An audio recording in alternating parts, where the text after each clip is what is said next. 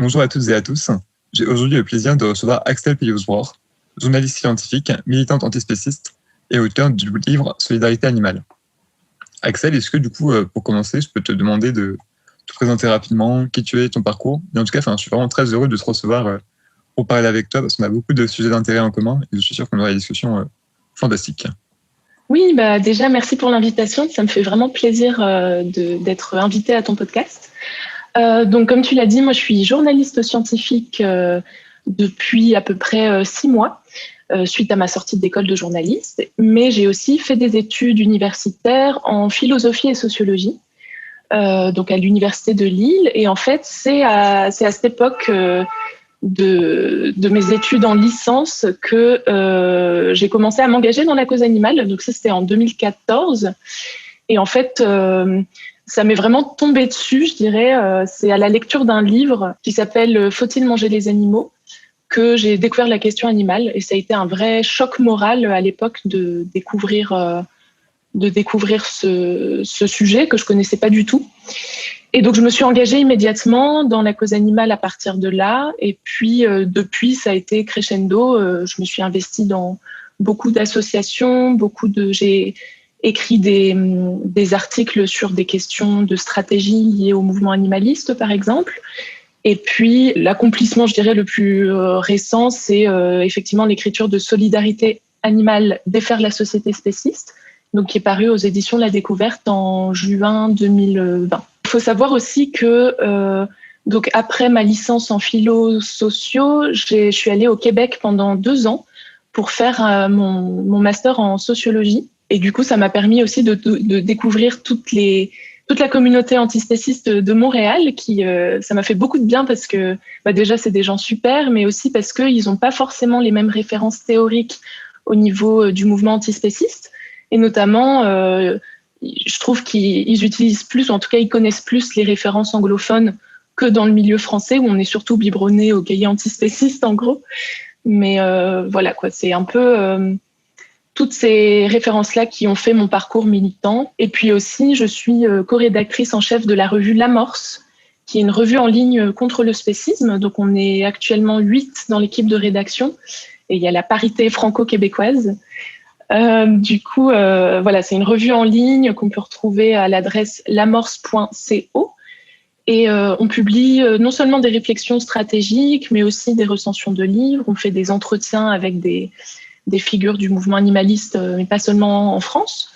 Et puis moi, personnellement, j'essaye de faire en sorte qu'on ait des contenus aussi liés à l'altruisme efficace dans l'amorce. Donc, essayer d'interroger des gens soit qui ont monté des associations, soit qui ont des réflexions stratégiques qui mêlent à la fois l'antispécisme et l'altruisme efficace.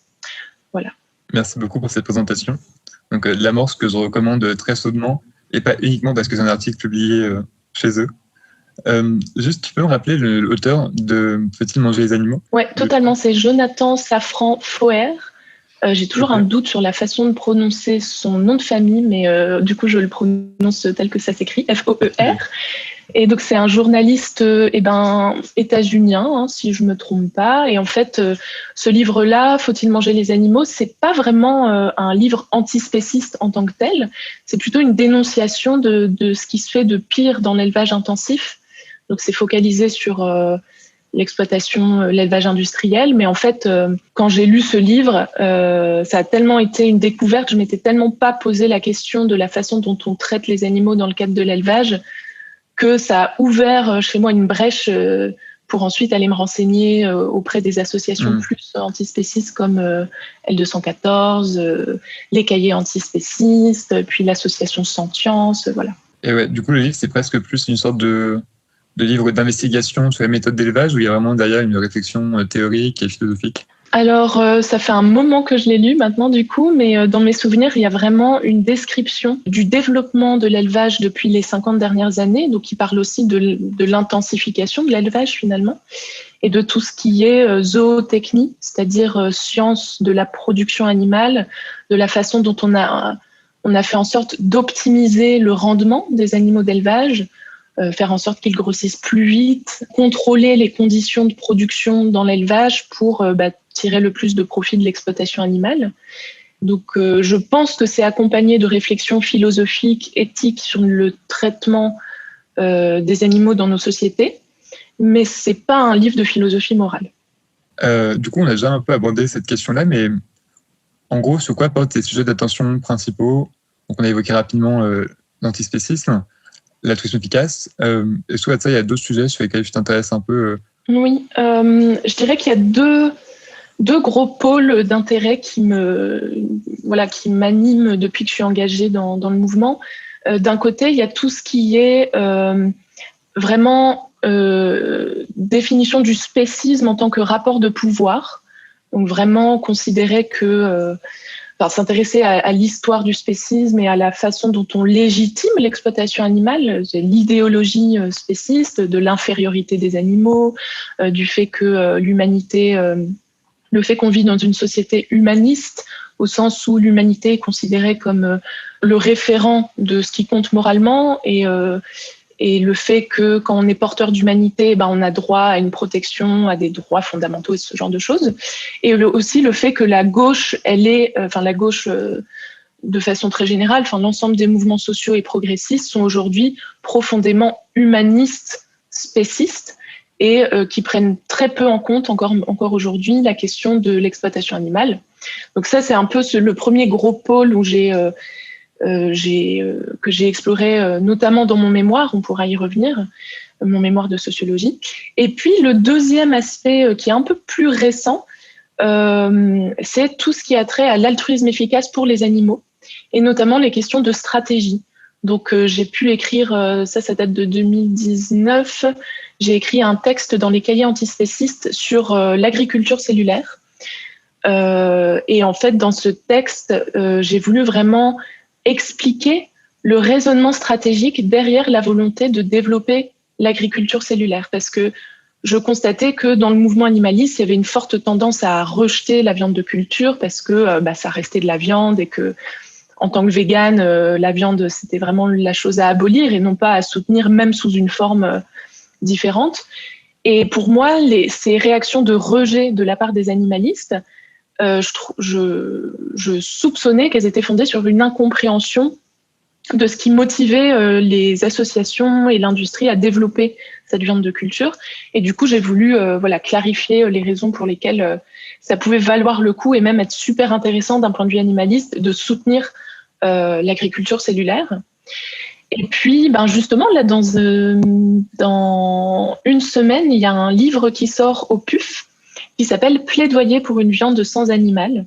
Donc, c'est un livre qui a été dirigé par Thomas Lepelletier et David Chauvet et qui a plusieurs chapitres, 7 ou 8 chapitres dedans. Et dedans, j'ai signé un chapitre où j'explique que la viande d'élevage est obsolète pour plein de raisons. Elle est obsolète éthiquement, évidemment, mais aussi au niveau environnemental, et que si on a une autre façon de produire de la viande que l'élevage, et c'est le cas, on a l'agriculture cellulaire, et on a d'excellentes raisons de soutenir cette autre façon de produire de la viande. Ouais, écoute, c'est pas moi qui vais te dire le contraire vu mon travail. Mais justement, en fait, moi, c'est un peu pareil que toi, c'est-à-dire que je me suis rapproché de la viande cultivée du fait de mon engagement en tant qu'animaliste. Mais pour autant, je pense que stratégiquement, on a intérêt à ce que la viande cultivée ne soit pas trop associée aux véganes et au végétarisme en général, parce qu'on ne veut pas que ce soit perçu comme une viande pour les végétariens. Alors, parce que la vraie cible, c'est évidemment pas les végétariens qui déjà ne consomment pas de viande, c'est les 98% de gens qui consomment de la viande. Et ça, du coup, parfois, je suis partisan peut-être de pas forcément essayer de lever les doutes des végétariens, des animalistes, en gros, de ne pas essayer de les convaincre eux, parce que je pense que c'est pas mal qu'il y ait une sorte de division à ce niveau-là, pour éviter que la viande cultivée soit perçue comme une viande de végétarien et une viande d'animaliste. Je sais pas ce que tu en penses. Ouais, c'est super intéressant comme point de vue, et je te rejoins tout à fait là-dessus. C'est vrai que moi, mon texte, il était destiné, en tant que réflexion stratégique, il était destiné aux personnes qui veulent contribuer à l'orientation stratégique du mouvement, et pour ça, il y a besoin de les convaincre de l'intérêt de l'agriculture cellulaire. Mais je suis tout à fait d'accord qu'on n'a pas intérêt à présenter cette viande comme étant une viande végane, par exemple, ou comme étant... je pense que ça vaut le coup de dire que ça reste de la viande et que c'est une viande destinée aux gens qui aiment la viande et qui veulent pas changer leurs habitudes et qui voilà. Et je pense que c'est une excellente façon de présenter la chose qui contribuera au succès de ce produit-là, parce que on sait bien qu'il y a beaucoup de gens qui ont une sorte de réticence à manger des produits véganes, et c'est même parfois pas forcément stratégique de mettre le logo vegan sur certains produits, parce que les gens vont se dire bah non, moi je suis pas végane, donc ce produit n'est pas fait pour moi, alors que évidemment qu'ils peuvent tout à fait consommer ces produits. Oui, tout à fait. T'as plein d'études qui montrent que si tu précises qu'un plat est vegan, il va être commandé 40% de moins au restaurant. Enfin, j'ai plus les chiffres sont au hasard, mais c'est quand même très important. En plus, ce qui est marrant aussi, c'est que tu évoquais un point que je trouve intéressant, c'est que ce que nous montrent aussi les études sur l'acceptabilité de la viande cultivée par les consommateurs, c'est qu'en fait, le type de consommateur qui va être pour la viande cultivée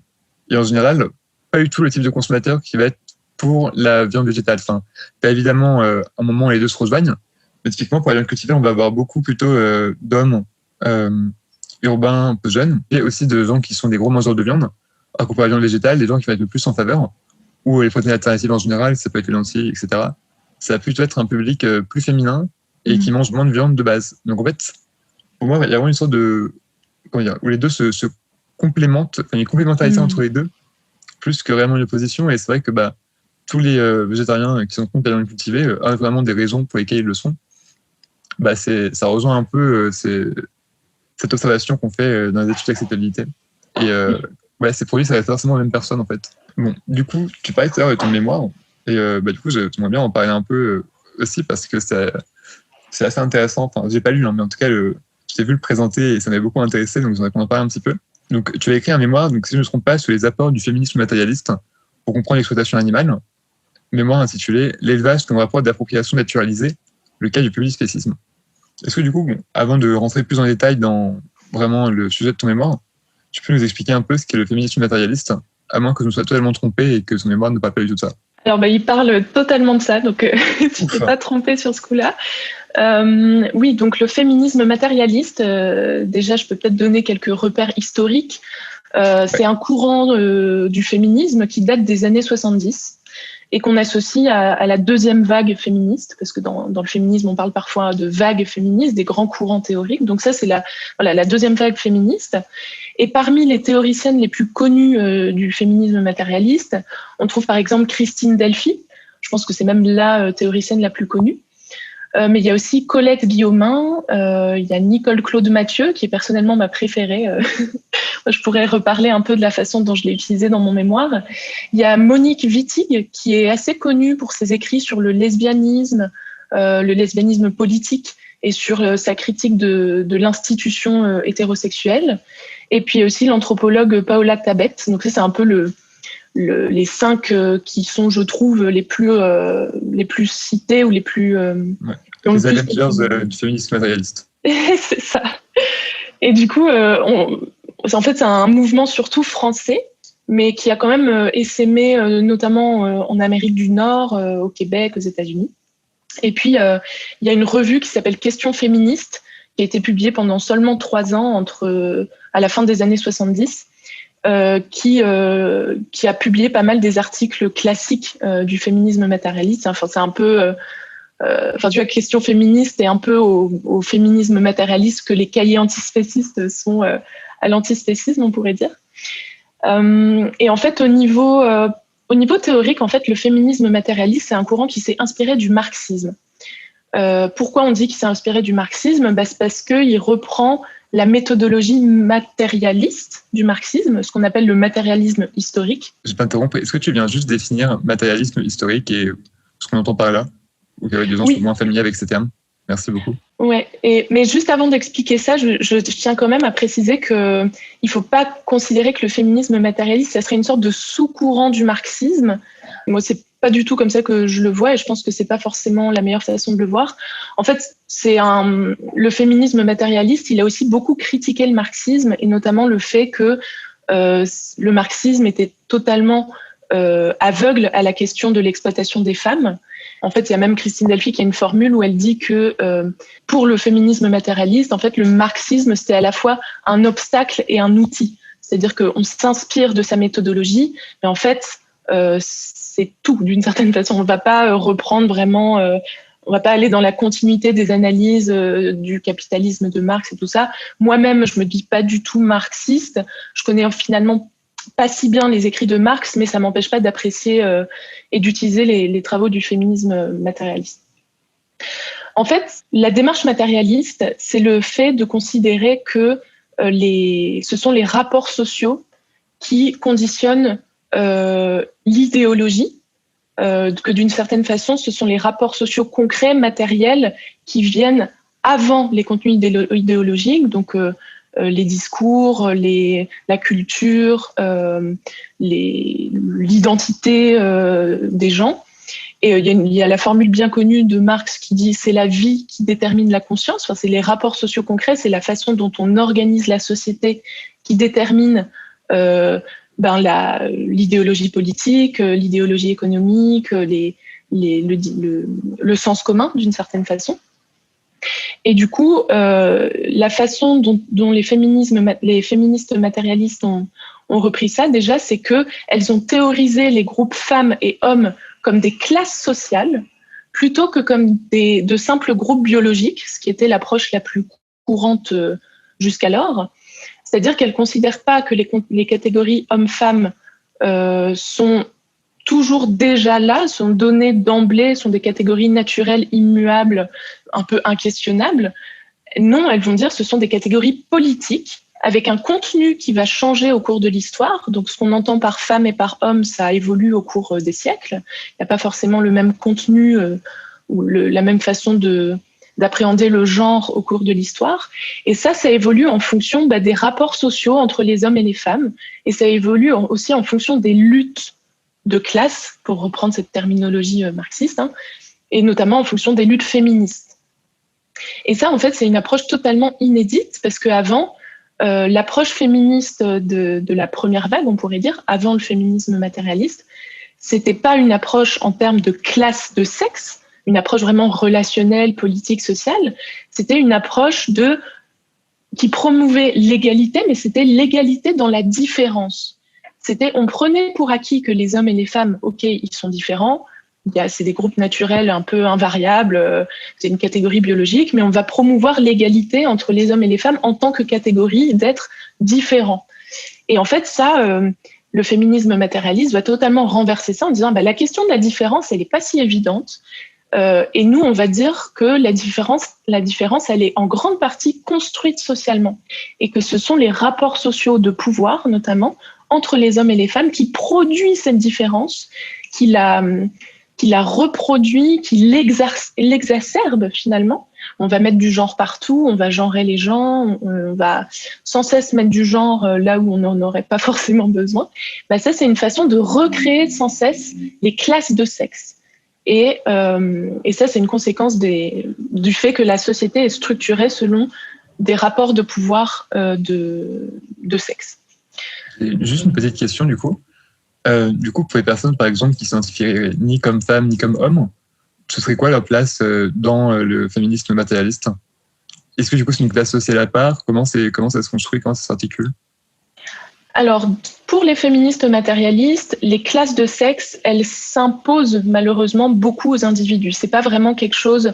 On n'est pas encore, je dirais, malheureusement, dans la situation où on pourrait librement choisir son identité de genre.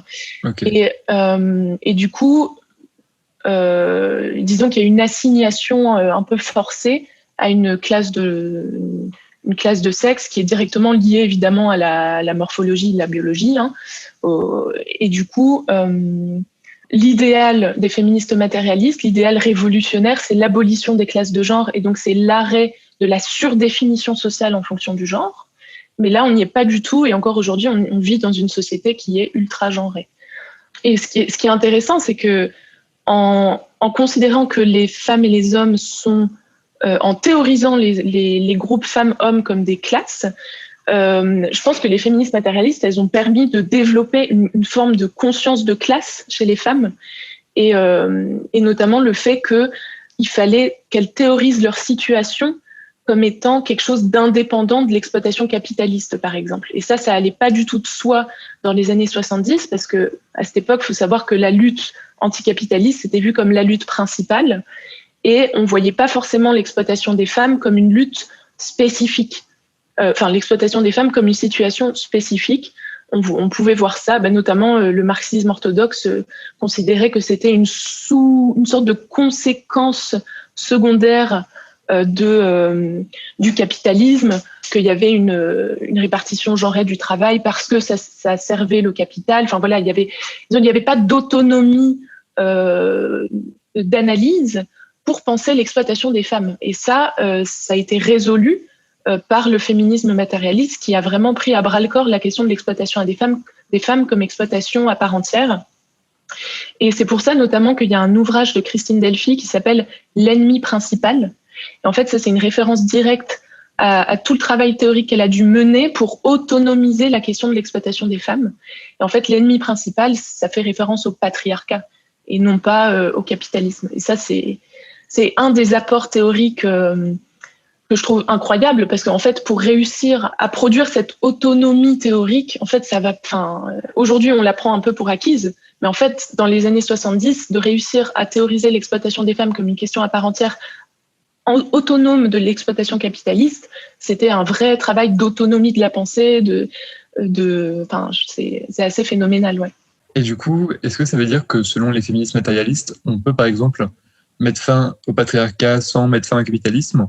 Ou est-ce que même s'il y a une autonomie de la pensée qui se fait à ce niveau-là, il y a malgré tout trop d'interdépendance entre les deux pour pouvoir abolir l'un sans l'autre? C'est une très bonne question. Alors quand je dis que le fait de théoriser l'exploitation des femmes comme quelque chose d'indépendant de l'exploitation capitaliste, c'est pas une indépendance dans le sens où il y aurait pas de lien entre les deux, mais c'est plutôt effectivement cette indépendance au sens où l'oppression des femmes est un phénomène qui doit être analysé en tant que tel et pas comme une sorte d'émanation secondaire du capitalisme. Mais je pense effectivement qu'il y a des liens empiriques, politiques, économiques extrêmement étroits entre l'exploitation des femmes et l'exploitation capitaliste. Et d'ailleurs, il y a énormément de travaux qui sont faits sur la question. Après, il y a toujours cette tendance à vouloir trouver un peu à vouloir se dire est-ce qu'on peut abolir telle exploitation si on n'a pas aboli telle autre, etc. Pour moi, c'est une question un peu...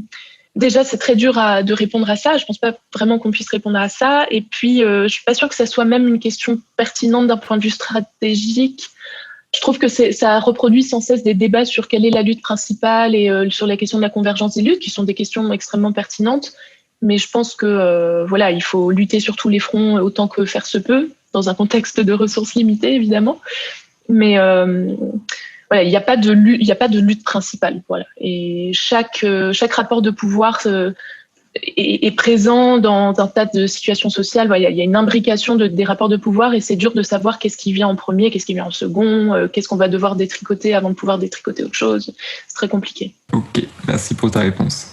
Du coup, si j'essaie de résumer un peu ce que tu disais sur le féminisme matérialiste, je vais y arriver. Donc l'idée principale, ce qui a fait vraiment son originalité, c'est le fait que le féminisme matérialiste ait créé des classes sociales d'hommes et de femmes, ce qui auparavant n'existait pas. C'était parce qu'on est des classes biologiques, comme des catégories biologiques, et a réussi à autonomiser la question de l'exploitation des femmes de celle du capitalisme. C'est à peu près ça? Voilà.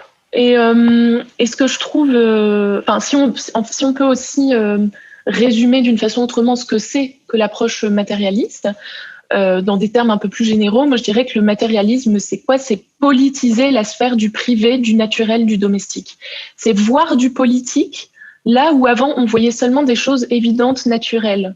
Et ça paraît un peu flou et général comme façon de voir les choses, mais je trouve que ça résume bien ce que c'est l'approche matérialiste.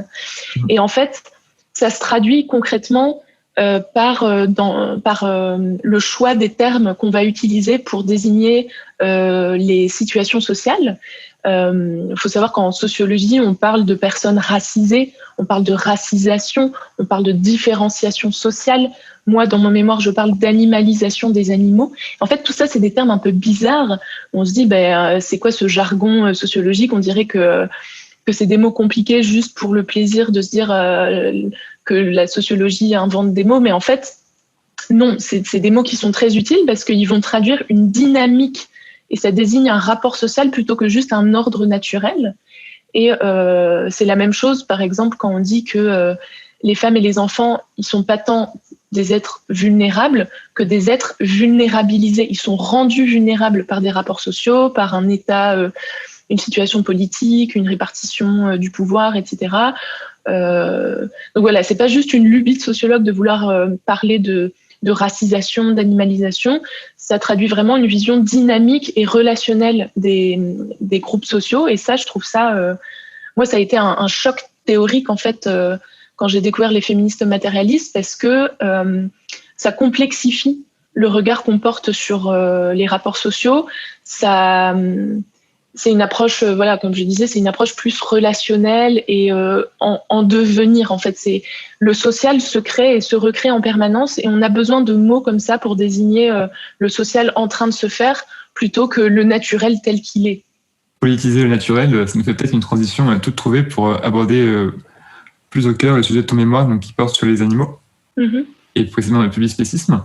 Est-ce que tu peux peut-être résumer rapidement, d'une part, le thème de ton mémoire et tes conclusions principales? Ouais. Moi, directement par rapport à ce que je viens de raconter, ce que j'ai eu envie de faire, c'est d'étendre les principes matérialistes à la question de l'exploitation animale. En fait, c'est un peu ce qu'a fait Delphi à partir du marxisme. Moi, j'ai voulu partir de Delphi et des féministes matérialistes de façon générale pour me dire, tiens, c'est super intéressant leur démarche à propos de la question du sexisme. Elles ont totalement renouvelé la façon dont on appréhende les rapports sociaux hommes-femmes. Est-ce que ça peut être utile d'avoir un peu la même approche avec les rapports sociaux entre humains et animaux? Et du coup, en gros, les trois grandes choses que j'ai fait dans ce mémoire, c'est, première chose, d'essayer de renouveler la façon dont on parle de la notion d'espèce en sociologie. Donc il y a une sorte de rupture épistémologique, une rupture dans la façon dont la notion d'espèce est considérée par les sciences sociales. Et du coup, l'objectif, ça a été de m'éloigner le plus possible du sens biologique de l'espèce pour essayer de construire l'espèce comme un véritable concept sociologique, comme une variable sociologique, comme on dit. Les variables sociologiques, c'est tout ce qui est classe, genre, âge, tout ce qui peut positionner les individus socialement. Et la question de l'espèce n'était pas du tout considérée comme une variable sociologique. Et en fait, tout à l'heure, je parlais de Nicole Claude Mathieu, qui est une des féministes matérialistes fondatrices. Elle a écrit un article dans les années 70, en 70, qui s'appelle « Note pour une définition sociologique des catégories de sexe ». Parce qu'à l'époque, dans les années 70, les catégories de sexe n'étaient pas considérées comme une variable sociologique à part entière. À l'époque, la classe était considérée comme une variable sociologique à part entière. L'âge commençait à être théorisé d'un point de vue sociologique, mais les catégories de sexe étaient encore considérées comme des variables naturelles, et il n'y avait pas un travail de conceptualisation sur le genre, sur les rapports sociaux de sexe, etc. Et du coup, dans cet article, Nicole Claude Mathieu, elle essaye vraiment d'éloigner la variable sexe de son appréhension biologisante et d'en faire une variable sociologique. Et du coup, j'ai voulu faire la même chose avec l'espèce. Donc, dans le sens commun, l'espèce, c'est vraiment une notion qui nous paraît, qui est spontanément associée aux sciences naturelles. Voilà, il y a les humains, il y a les girafes, il y a les loutres, il y a les chats, et il y a une forme d'évidence et aussi de fixisme, dans le sens où c'est pas quelque chose qu'on peut vraiment faire varier l'espèce. Mais en fait, moi, je m'intéresse pas aux espèces au sens biologique, je m'intéresse à ce que j'ai appelé les espèces sociales. Pas de façon très originale, mais au moins c'est clair. Et en fait, les espèces sociales que je mobilise dans mes travaux et dans mon mémoire, c'est l'humanité et l'animalité. Les féministes matérialistes parlent de femmes et d'hommes en tant que sexes sociaux. Moi, je parle de l'humanité et l'animalité en tant qu'espèce sociale ou en tant que classe d'espèces, si on veut reprendre la terminologie marxiste ou marxienne. Et en fait, qu'est-ce que c'est l'humanité et l'animalité telles que je les ai théorisées ? Ce sont des catégories sociales qui ont une histoire, qui évoluent, qui sont en permanence négociées, contestées, reproduites aussi. Et c'est ça qui m'a intéressée. Et pour la discipline sociologique, je pense que c'est cette approche-là de l'espèce qui est intéressante et qui peut permettre de comprendre quels sont les rapports sociaux entre les individus qui appartiennent à la catégorie humanité et les individus qui appartiennent à la catégorie animalité. Et un des trucs que j'ai mobilisé pour donner à voir la nature sociale de l'humanité et de l'animalité, c'est la rhétorique humaniste. Et qu'est-ce que j'entends par là ? La rhétorique humaniste, c'est tous les discours, notamment qu'on retrouve dans les mouvements sociaux, qui sont par exemple on est tous humains, on n'est pas des animaux, on n'est pas du bétail, on n'est pas des morceaux de viande. Tous ces discours, en fait, qui, sans le vouloir, et de façon inconsciente, vont brandir, vont montrer que en fait, l'appartenance à l'humanité ou à l'animalité, c'est quelque chose de fondamentalement politique. C'est quelque chose qui n'est jamais acquis. C'est pas quelque chose de fixe, c'est quelque chose qui va faire l'enjeu de lutte politique. Parce que si les humains sont obligés de rappeler par des slogans qui sont pas des animaux, ça montre bien qu'il y a un enjeu derrière. En fait, il y a un enjeu avec l'appartenance à l'animalité et il y a un rejet de l'animalité et une revendication d'humanité, et c'est le pire des stigmates en fait d'être associé à l'animalité. Et donc ça traduit bien la nature sociale de l'appartenance d'espèce. Et donc ça, c'était super intéressant pour moi parce que ça permet justement ça sert mon analyse matérialiste de considérer les espèces au sens sociologique.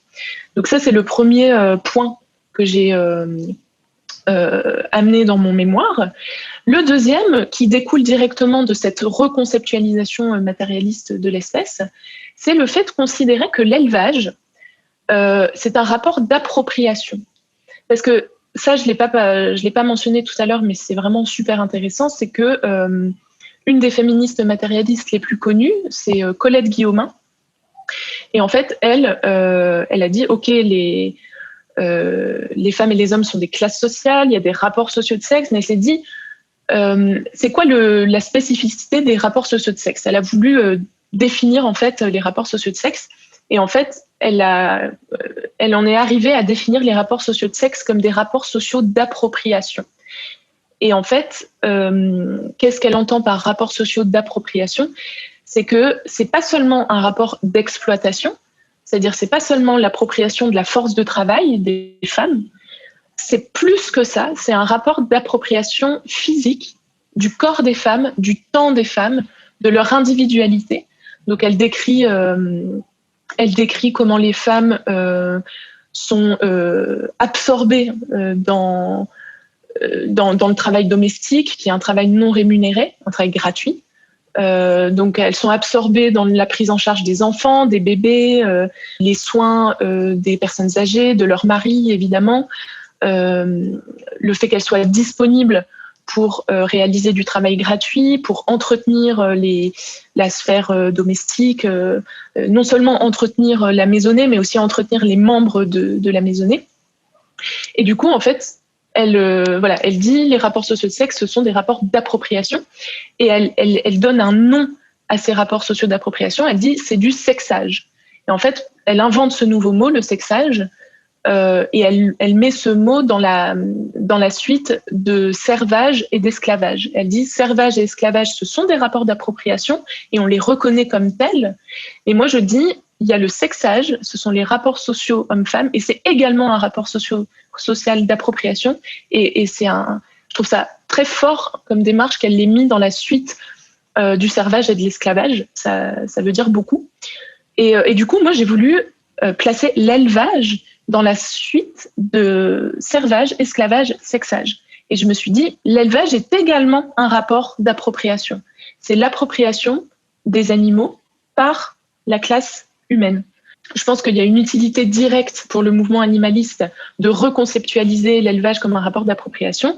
Cet avantage, c'est que ça permet de contrer la théorie de Porcher, de Jocelyne Porcher, selon laquelle l'élevage, ça serait une relation de contrat mutuellement bénéfique entre les éleveurs et les animaux.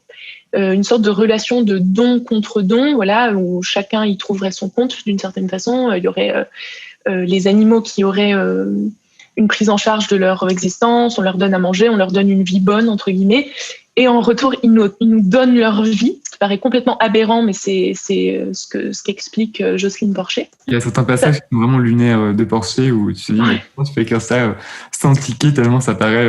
t'as l'impression qu'il y a une contradiction dans la phrase elle-même, quoi.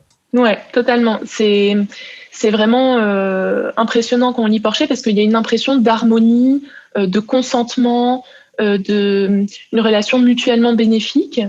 Et en fait, ça, pour moi, c'est un discours idéologique. C'est une vision idéologique de l'élevage qui est profondément problématique parce que, notamment, ça passe totalement sous silence que les animaux dans notre société, ce sont des propriétés.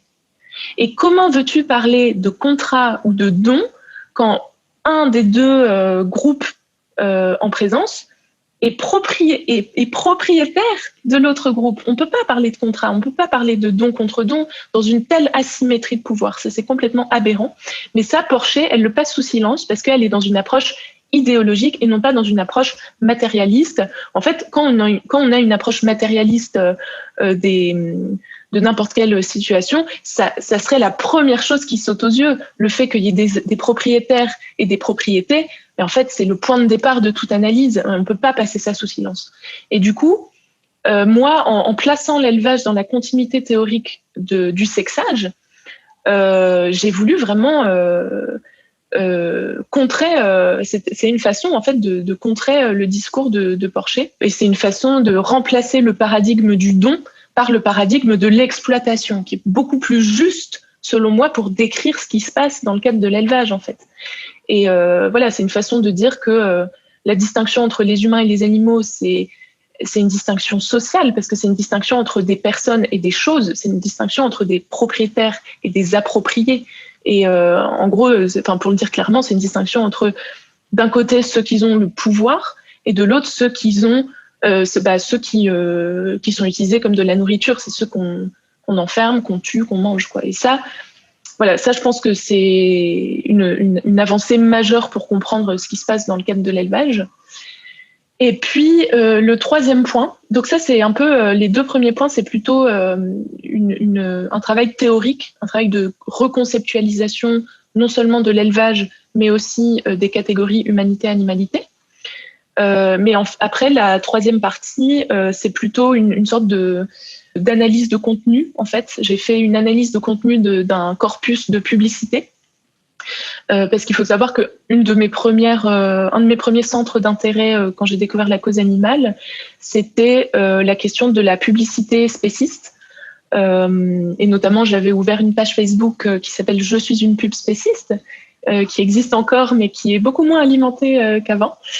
Et en fait, voilà, dans mon mémoire, j'ai voulu consacrer une partie à essayer de voir comment se traduit l'idéologie spéciste dans les publicités.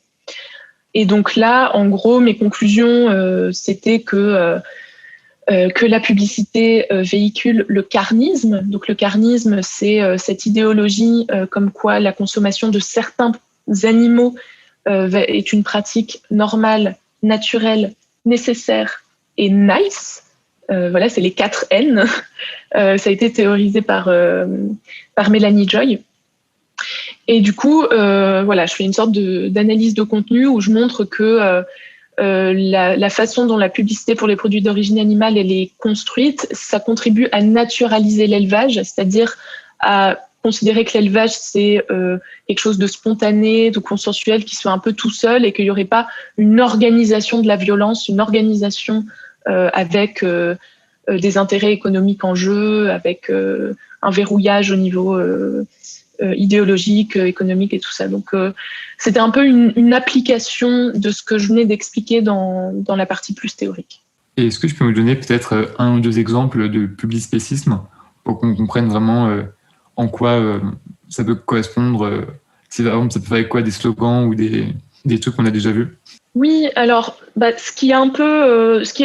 le truc le plus évident, c'est que dans la plupart des publicités, il n'y a aucune référence aux animaux.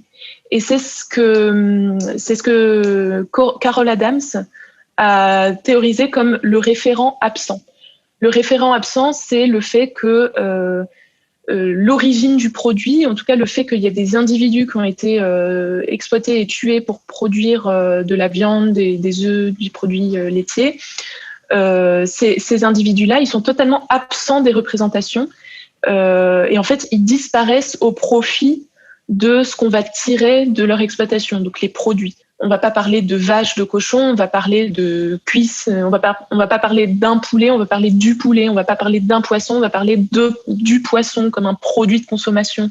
Voilà, donc ça, c'est tous les mécanismes d'invisibilisation des victimes, en gros, qui fait que ça permet d'avoir un champ lexical autour des produits d'origine animale qui est totalement débarrassé de toute référence à la violence et à l'exploitation. Donc ça va être plutôt le plaisir, la bonne chair, voilà, le plaisir gustatif, tout ce qui est un champ lexical hédoniste. Voilà, donc ça, c'était un peu le premier constat, mais qui n'est pas très étonnant, hein, c'était pas une grande découverte, parce que ça reste des produits de consommation, donc c'est normal que le champ lexical, ça soit celui du plaisir et de la nourriture.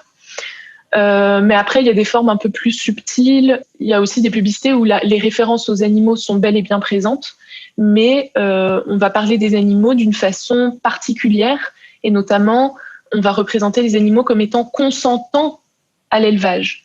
Et ça, c'est ce qui a été appelé la suicide food, le fait que dans les publicités où les animaux sont représentés, ils sont souriants, ils semblent partie prenante de leur exploitation.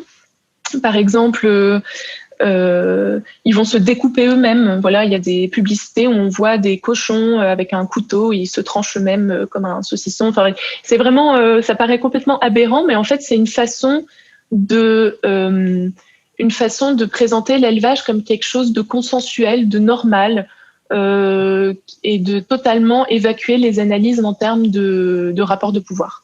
Donc ça contribue à l'idéologie spéciste et au verrouillage idéologique de l'exploitation animale.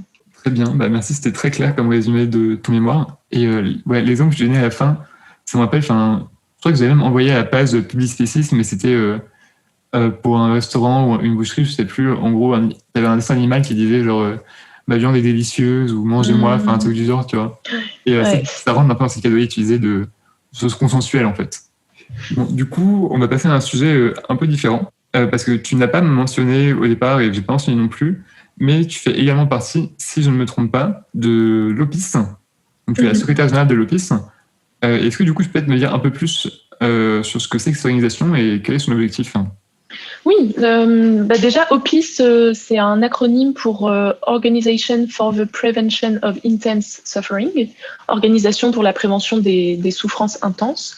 Et en fait, c'est un laboratoire d'idées et d'action. Voilà, c'est laboratoire d'idées et d'action qui a été fondé en 2016 par Jonathan Layton, qui est un militant proche des mouvements antispécistes et aussi altruistes efficaces. Et en fait, l'objectif principal de l'OPIS, c'est de faire en sorte que l'allègement des souffrances, et plus précisément des souffrances intenses, ça devienne la priorité absolue de la société, en gros. En fait, les souffrances intenses, c'est toutes ces souffrances qui rendent la vie insupportable, en fait, qui peuvent même pousser au suicide. Donc tout ce qui est non prise en charge de la fin de vie, des soins palliatifs. Il y a on s'en rend pas forcément compte quand on est en bonne santé, mais en fait, tout ce qui est cancer, il y a un tas de maladies. En fait, si elles sont pas traitées au niveau de la douleur, ça peut vraiment, ça cause des souffrances absolument insupportables. Et dans un tas de pays du monde, la question de la prise en charge des souffrances en fin de vie, elle est loin d'être résolue. Et il y a des centaines de millions de personnes chaque année qui meurent dans des souffrances intenses parce qu'on ne prend pas en charge avec des médicaments leur souffrance. Donc l'OPIS, c'est une organisation qui est aussi antispéciste, c'est-à-dire qu'elle prend en compte les souffrances des animaux non humains, même s'il n'y a pas encore de campagne explicitement axée sur les questions antispécistes. Et c'est aussi une organisation qui est influencée par les idées de l'altruisme efficace. C'est-à-dire que l'Office va essayer de porter une attention particulière à l'optimisation de son impact. Donc voilà, et puis parmi les campagnes actuelles, il y a tout un travail qui a été mené sur l'accès aux antidouleurs comme la morphine, notamment dans les pays où c'est des produits qui sont difficiles d'accès. Il faut savoir que la morphine, en fait, c'est pas difficile à produire. Voilà, c'est pas compliqué à produire, c'est pas très cher à produire non plus. Mais en fait, il y a des obstacles politiques et culturels au fait de rendre disponibles ces produits dans certains pays. Voilà, il y a des sortes d'appréhension ou de méfiance vis-à-vis des antidouleurs puissants parce qu'on a peur que ça contribue à l'addiction, que ça contribue à la criminalité, que ça soit détourné des usages médicaux. Et du coup, l'Office, il y a vraiment une volonté de lever tous ces obstacles politiques et culturels pour que ces médicaments soient bel et bien distribués aux personnes qui en ont besoin et qu'il n'y ait plus une agonie prolongée dans des souffrances abominables pour des centaines de millions de personnes chaque année. Ouais. Du coup, donc, là, on est sur le côté un peu palliatif. Est-ce qu'en même temps, l'Office essaie aussi d'œuvrer pour le droit à l'euthanasie, par exemple ? C'est une très bonne question. Je ne pense pas que ça a été une revendication de campagne pour l'instant, mais je pense que ça fait clairement, ça rentre totalement dans la ligne politique et éthique de l'association. Et ça serait totalement du genre à soutenir effectivement des associations comme l'ADMD, l'Association pour le droit à mourir dans la dignité.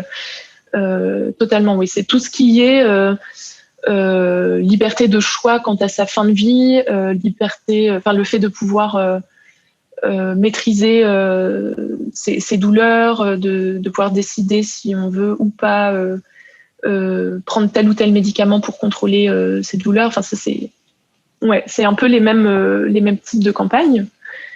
Et puis l'Office a aussi tout un travail de lobbying sur les questions de gouvernance pour que les questions éthiques de façon générale et notamment les questions autour des souffrances, de l'allègement de la souffrance, soient davantage au cœur des discussions et des décisions politiques. Donc ça, c'est une campagne très ambitieuse, très générale.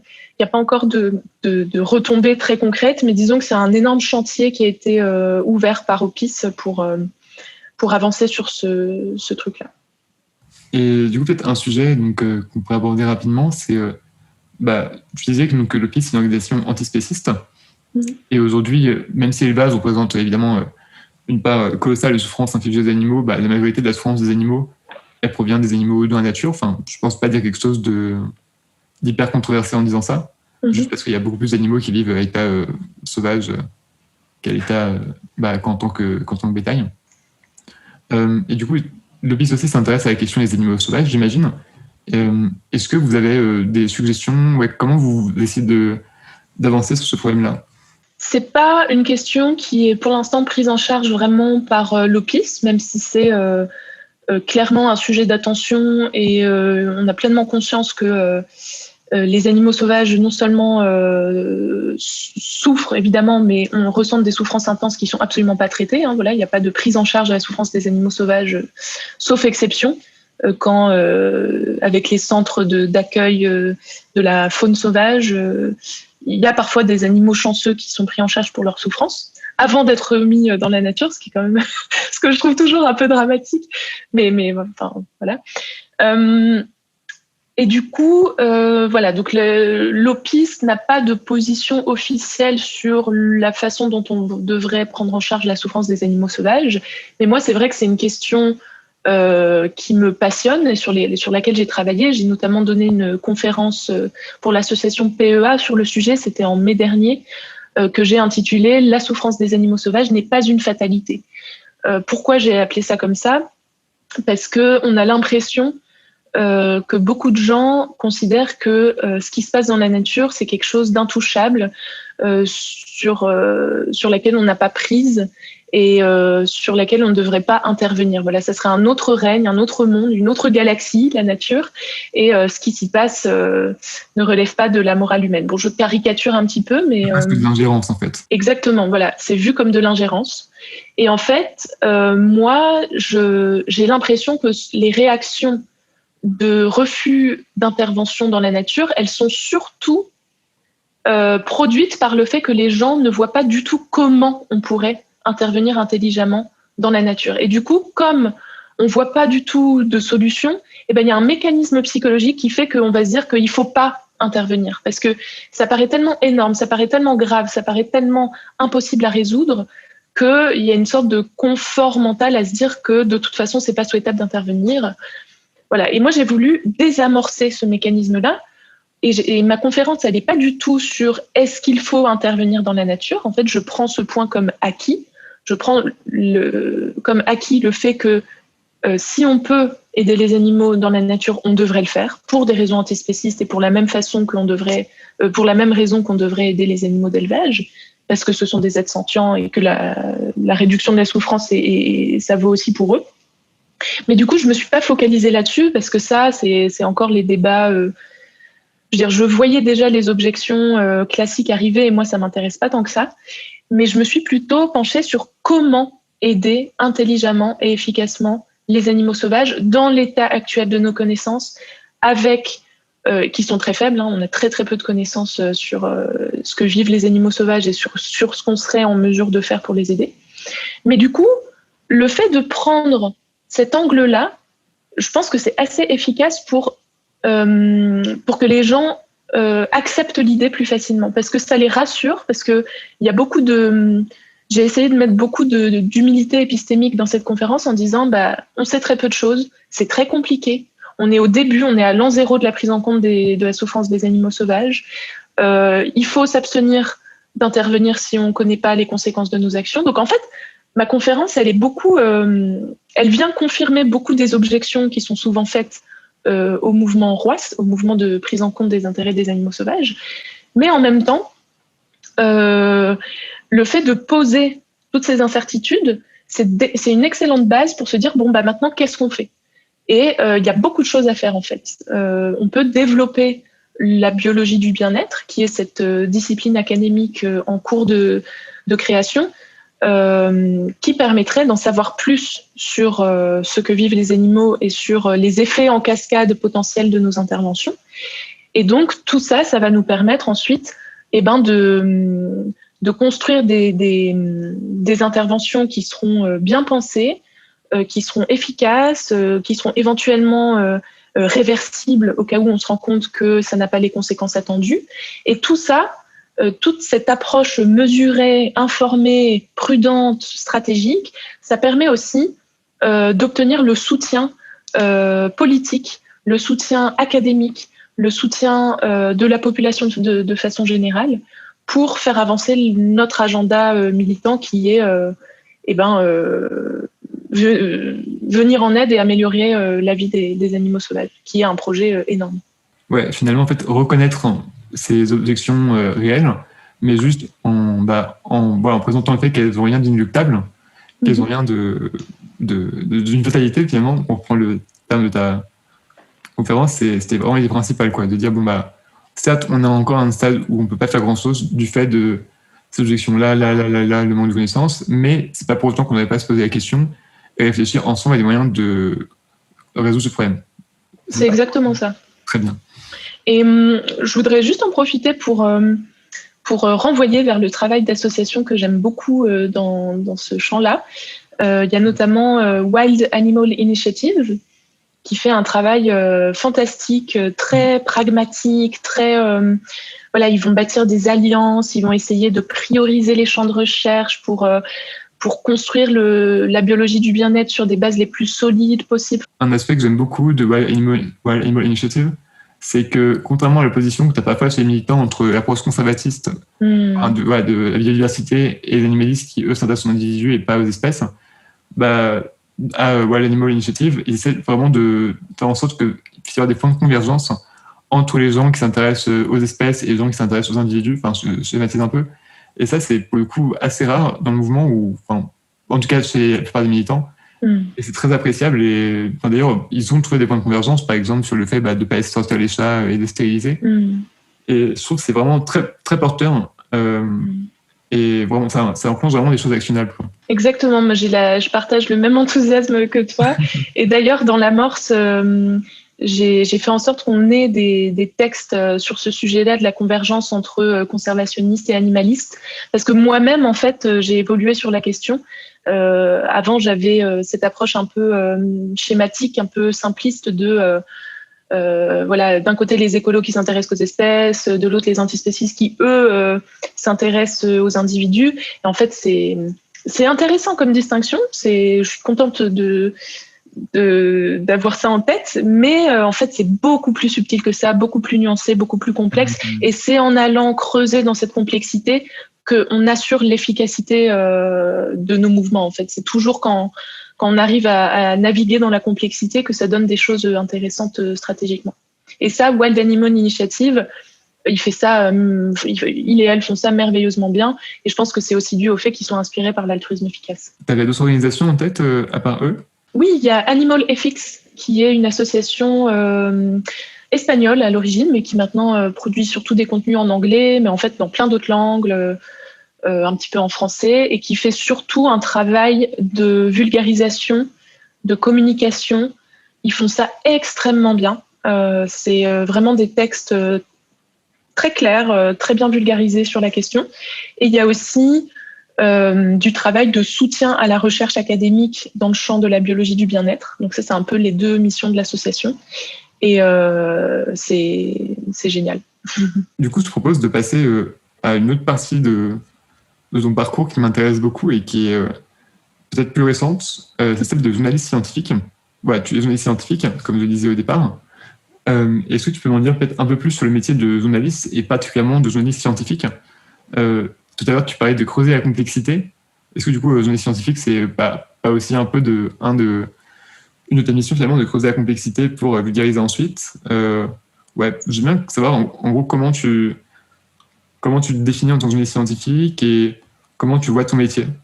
Alors moi, je dirais pas que j'ai eu une vocation journalistique à la base, ce qui est assez... c'est assez intéressant rétrospectivement de voir un peu comment j'en suis arrivée à devenir journaliste scientifique. En fait, je pense que c'est l'altruisme efficace qui m'a donné envie de m'orienter vers le journalisme scientifique. C'est aussi le fait que j'aime bien écrire et que j'aime bien transmettre des idées et je suis relativement à l'aise avec la recherche d'informations, tout ça. Mais le fait de m'orienter vers la filière scientifique, je pense que c'est directement lié au fait que j'ai rencontré l'altruisme efficace.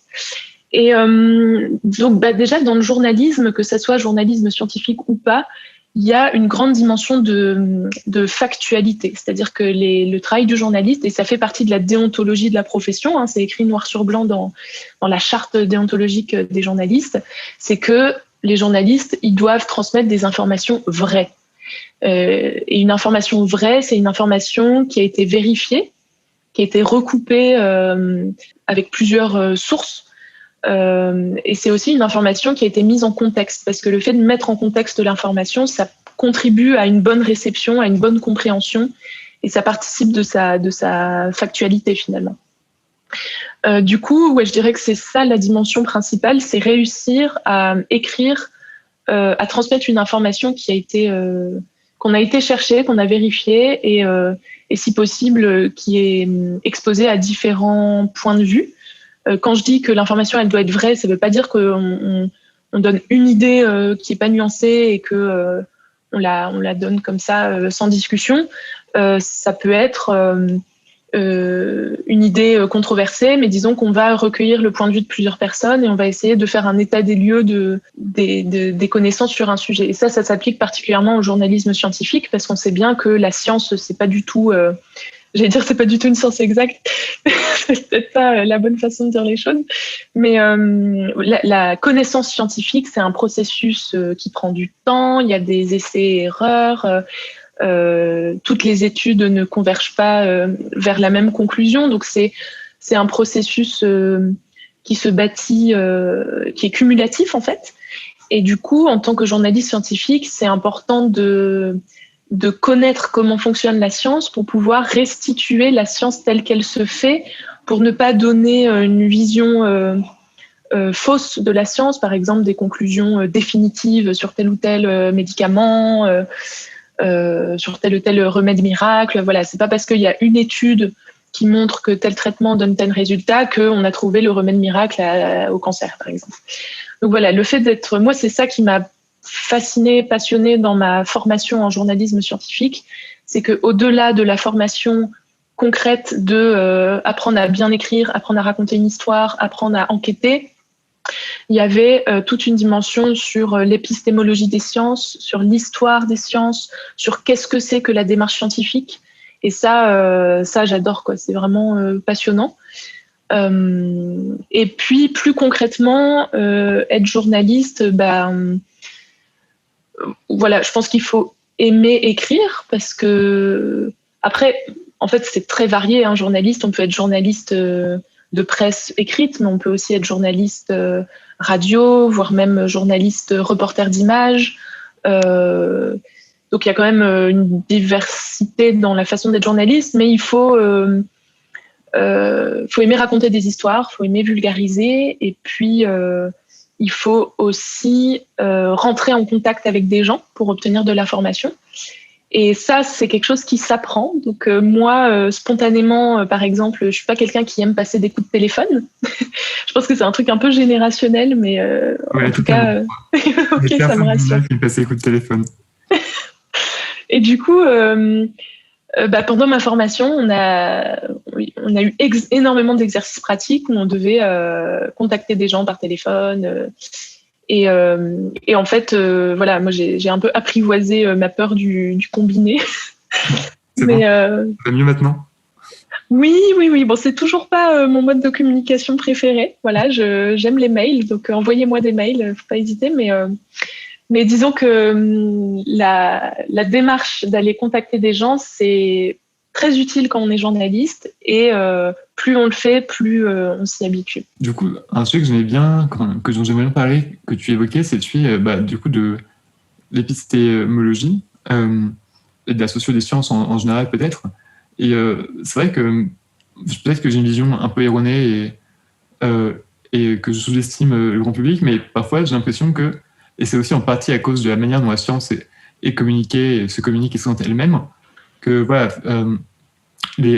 comment fonctionne la science comme processus itératif, avec utiliser des essais et des erreurs, etc. C'est quelque chose qui est vraiment pas très bien assimilé, et qu'on voit un peu la science comme un vieil homme sage qui sait tout, alors qu'en fait la science c'est plutôt plein de gens qui essaient des trucs qui le plus ça marche pas, et de temps en temps ça marche et tant mieux. Et je sais pas si tu partages un peu ce constat, et si du coup selon toi une des missions finalement du journaliste scientifique, c'est pas de réussir à vraiment faire comprendre que la science, c'est pas ce vieil homme sage, mais c'est tous ces gens qui se trompent beaucoup, de temps en temps raison, et c'est cool quand ils ont raison. Totalement, ouais. Ça, je trouve que tu as bien cerné le truc là, avec l'image du vieil homme sage. Et j'ai souvent été confrontée à des réactions. Moi, comme j'aime beaucoup la science, je crois beaucoup en la science, entre guillemets. Enfin, ça fait un peu scientiste de dire ça comme ça, mais disons que j'ai un enthousiasme pour tout ce qui est progrès scientifique et tout ça. Parfois, quand j'en parle avec des gens, on me répond que ah oui, ok, bon, la science c'est bien, mais on ne sait pas tout. Il y a une part de mystère. Il y a encore beaucoup de choses qu'on comprend pas, etc. Et en fait, on m'objecte ça comme si, effectivement, comme si la science c'était quelque chose de définitif, de sûr de soi, qui s'impose aux gens sans discussion possible. Et en fait, bon, d'une certaine façon, les résultats de la science s'imposent à nous sans qu'on puisse, qu'on soit d'accord ou pas avec les conclusions de la science.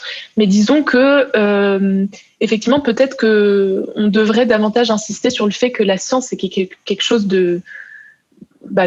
oui, comme tu disais, qui se fait au fur et à mesure, qui se trompe. Ne serait-ce que la façon dont les scientifiques construisent leurs objets de recherche et leurs protocoles de recherche, c'est vraiment des tentatives d'essayer de découvrir éventuellement quelque chose.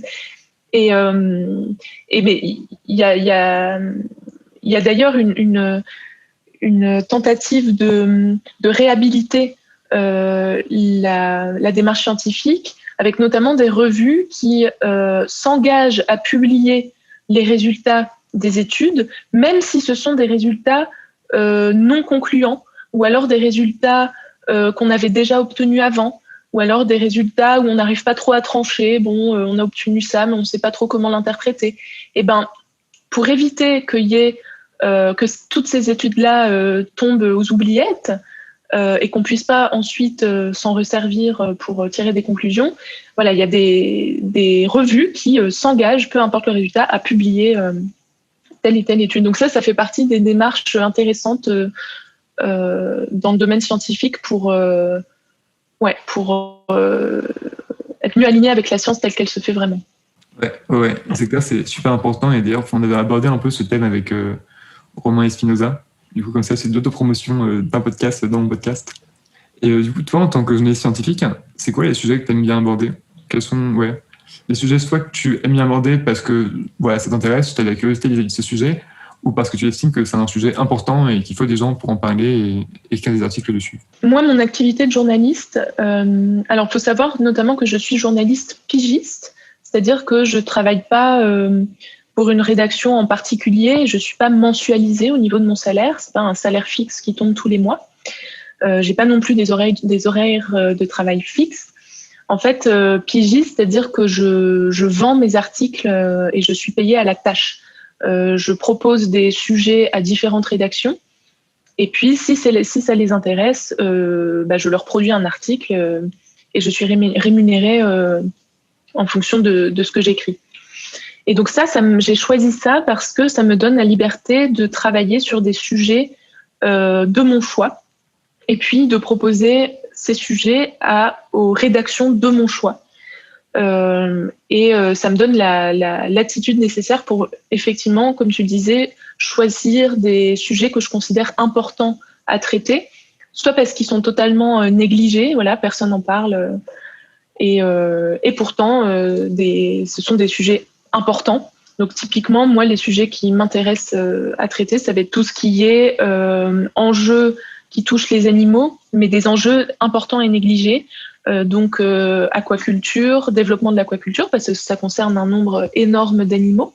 Et puis c'est en pleine expansion, donc on est dans une situation conjoncturelle très intéressante.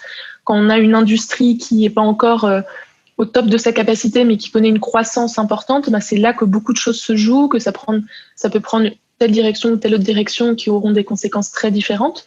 Donc l'aquaculture, il y a aussi tout ce qui est élevage d'insectes, qui est en plein essor. Donc là, pareil, il y a les mêmes enjeux de contexte qui sont intéressants. Tout ce qui est bien-être des animaux sauvages, j'ai pas encore eu l'occasion d'écrire de sujets là-dessus, mais j'y réfléchis beaucoup et j'aimerais beaucoup faire un dossier sur la biologie du bien-être, par exemple.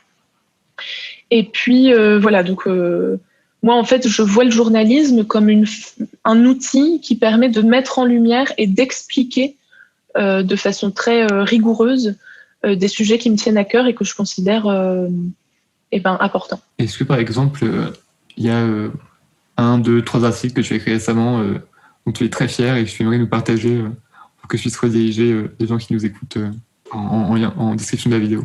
Oui, super. Il y a un article que j'ai écrit sur un projet d'élevage de saumon qui est actuellement en construction à Boulogne-sur-Mer, donc dans le nord de la France. Donc c'est un élevage terrestre de saumon, parce que d'habitude on est plutôt habitué à des élevages de poissons en mer, des grandes cages en mer. Mais en fait là c'est un nouveau type d'élevage qui est encore assez peu courant, mais c'est des sortes d'usines où en fait les animaux sont élevés dans des systèmes recirculés. C'est ce qu'on appelle les systèmes RAS, pour Recirculating Aquaculture System, ou des systèmes recirculés. Et en fait, ce sont des technologies très récentes et très vulnérables aux incidents techniques. Et ça pose d'énormes questions au niveau du bien-être animal, parce que les poissons qui seront élevés dans des systèmes recirculés, ils seront potentiellement soumis à des dysfonctionnements dans le traitement de l'eau. Et ça s'est déjà vu récemment. Il y a eu des accidents qui ont causé la mort subite de plusieurs centaines de milliers de poissons dans des élevages RAS.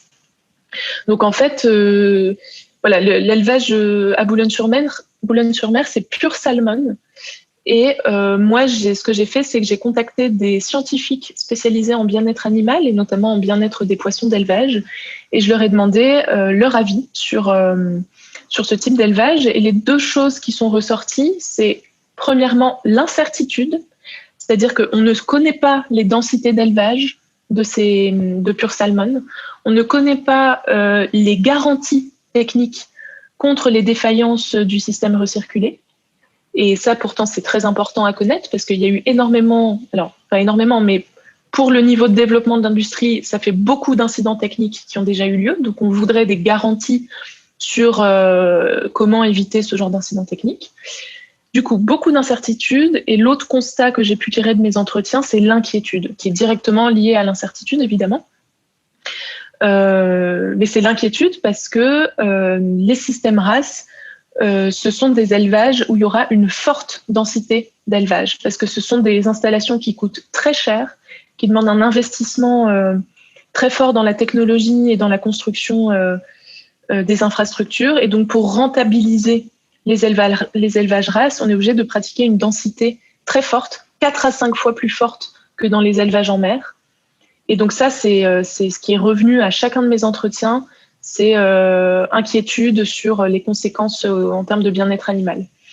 Donc voilà, l'article il est sorti fin décembre sur le site Reporter, et en sachant qu'il y a une mobilisation qui s'organise contre ce projet, donc il ne faut pas hésiter à se renseigner là-dessus. Ok, on le fera. Je le ferai en tout cas, je n'avais même pas vu passer cet article.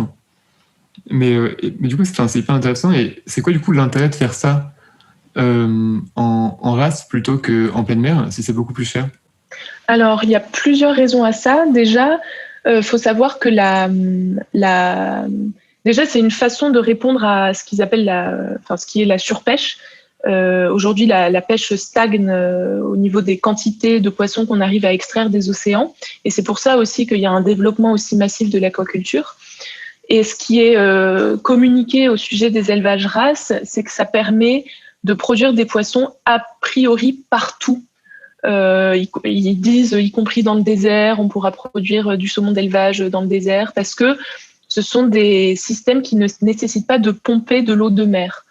C'est pour ça qu'on parle d'élevage terrestre. C'est qu'à partir du moment où il y a un approvisionnement en eau dans le système, ensuite il y a des biofiltres, il y a de l'injection d'oxygène dans l'eau. C'est forcément au moins un peu d'évaporation, non? Alors, oui, je pense que c'est 99% de recirculer et il doit y avoir une toute petite partie qui est réinjectée. Mais globalement, il y a une autonomie par rapport à l'océan.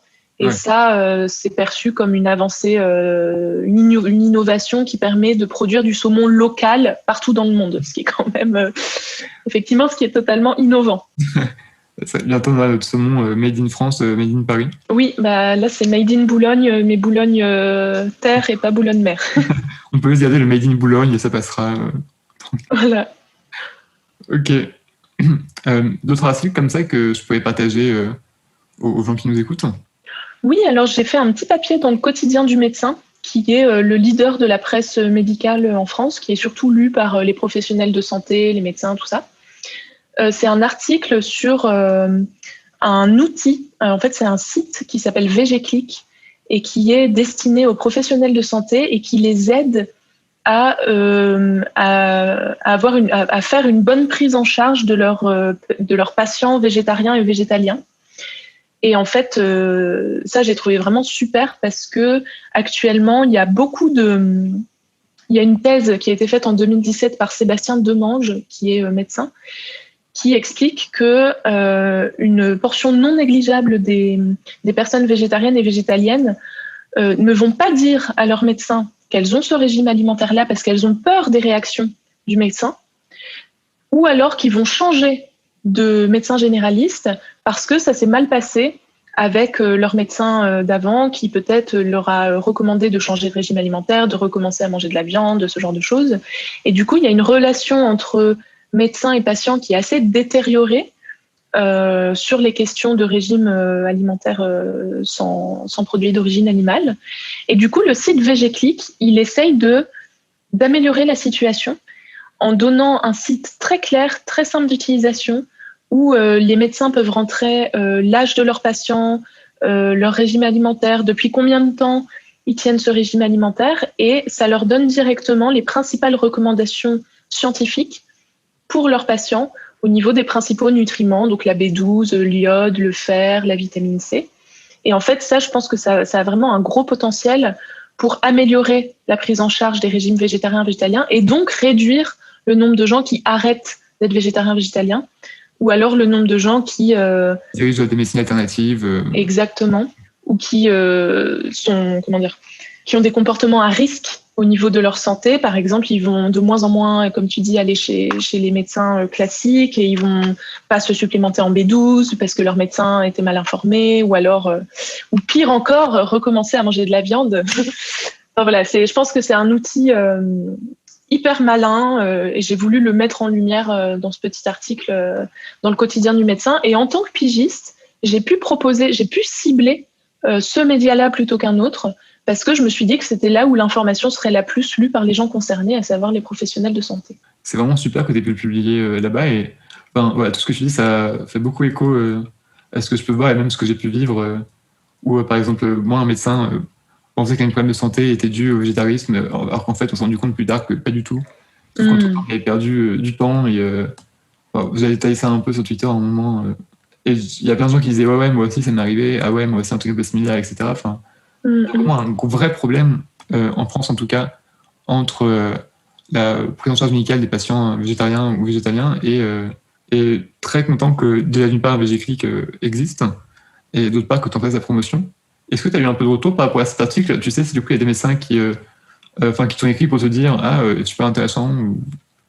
Alors non, j'ai eu quelques retours, mais de la part d'un cercle relativement proche, voilà, qui m'ont dit qu'ils allaient l'envoyer aux membres de leur famille qui sont médecins. Donc voilà, et c'est ça qui est difficile aussi en tant que journaliste. Moi, je me questionne beaucoup sur l'impact que je peux avoir avec mon activité de journaliste, parce que c'est un métier où c'est difficile de mesurer son impact. Parce qu'une fois qu'on a écrit l'article et qu'il est publié, on peut essayer d'obtenir des statistiques de lecture, mais si on n'interroge pas les gens qui ont lu l'article sur l'impact que ça a eu sur leurs pratiques ou leurs opinions, ça reste difficile à évaluer. Après, il peut y avoir des conséquences un peu plus évidentes. Par exemple, pour mon article sur Pure Salmon, je sais qu'il a été utilisé et repris par des élus locaux pour étayer leur argumentaire. Je vois quand il est repris dans des podcasts où je reconnais les informations que j'ai pu sortir. Donc ça fait plaisir, mais ça n'aide pas forcément à mesurer très précisément mon impact. Ça fait partie des réflexions que j'ai, mais je pense que j'ai pas encore énormément de recul. Ça fait quelques mois seulement que j'ai commencé cette activité, mais je pense que ça fait partie des critères qui m'aideront à décider si je veux continuer ou pas dans cette voie-là. Et tu as essayé de réfléchir à des protocoles pour justement avoir un peu une visibilité sur ton impact? Je ne sais pas trop comment on peut faire ça, mais par exemple, non, je sais pas trop l'idée. Ouais, c'est difficile. Non, je pense que je vais devoir me fier à ces signaux un peu subtils, où si mon information ou pas est reprise, si elle est reprise par des gens influents, si elle est reprise... c'est le genre de critères un peu flous, mais qui peuvent quand même donner une bonne représentation de l'impact. Typiquement, un des sujets que j'aimerais traiter, c'est la question de la biologie du bien-être. J'aimerais bien faire une présentation du type de sujet qui pourrait être abordé par cette discipline. Et puis ça, ensuite, le diffuser à des étudiants en biologie, voir un peu si ça les intéresse, si ça influence leur trajectoire professionnelle. Donc c'est tout un tas de critères. C'est plein de critères différents qui peuvent donner des indices sur l'impact, mais il n'y a pas vraiment de mesure. Moi-même, en tant que journaliste, j'ai pas accès aux statistiques de lecture de mes articles. Il faudrait peut-être que je les demande, mais je sais même pas si on me les donnerait. Je sais même pas si ça me serait utile. Ouais, parce que je sais que par exemple, sur WordPress, ils te mettent le nombre de vues, etc., mais ça te renseigne pas forcément sur les gens qui ont effectivement lu ton article jusqu'au bout. Ouais. Donc, c'est que même ça comme données, c'est peut-être mieux que rien, mais c'est pas non plus suffisamment détaillé et précis pour être vraiment utile. Ouais, totalement. C'est surtout que maintenant il y a Google Analytics qui permet de pousser à l'extrême l'analyse des statistiques de lecture et de la façon dont les gens naviguent sur les sites. Mais encore une fois, moi, je n'ai pas accès à ces outils-là pour les rédactions pour lesquelles j'écris. Et puis, ça a ses limites aussi, quoi. Et petite question comme ça, est-ce que toi, il y a un article, dans un livre scientifique ou pas, qui t'a vraiment marqué jusqu'à présent, ou soit qui t'a fait vraiment changer de trajectoire sur un domaine en particulier, ou bien juste que tu as beaucoup apprécié? Parmi les articles qui m'ont le plus marqué, c'est surtout des textes politiques qui m'ont profondément marqué, plus que des articles journalistiques, même si... Oui, soit des textes, typiquement les analyses des féministes matérialistes, ça a été comme je disais tout à l'heure, ça a été un choc théorique, vraiment dans ma vision du monde, ma vision des rapports de pouvoir, ça a été très fort. Mais pour citer un texte qui m'a beaucoup plu, dans le champ antispéciste, c'est un texte écrit par David Olivier qui s'appelle Bambi à froid. Il a été écrit en 2001, en tout cas il est paru en 2001 dans les cahiers antispécistes. Je ne sais pas si tu le connais. Non, je ne connais pas celui-là, je ne crois pas le connaître. Ah bah t'as de la chance parce que du coup tu vas pouvoir découvrir cet article. En fait c'est une réponse, c'est un texte de réponse à un texte de la Fédération anarchiste, qui est un texte antispéciste.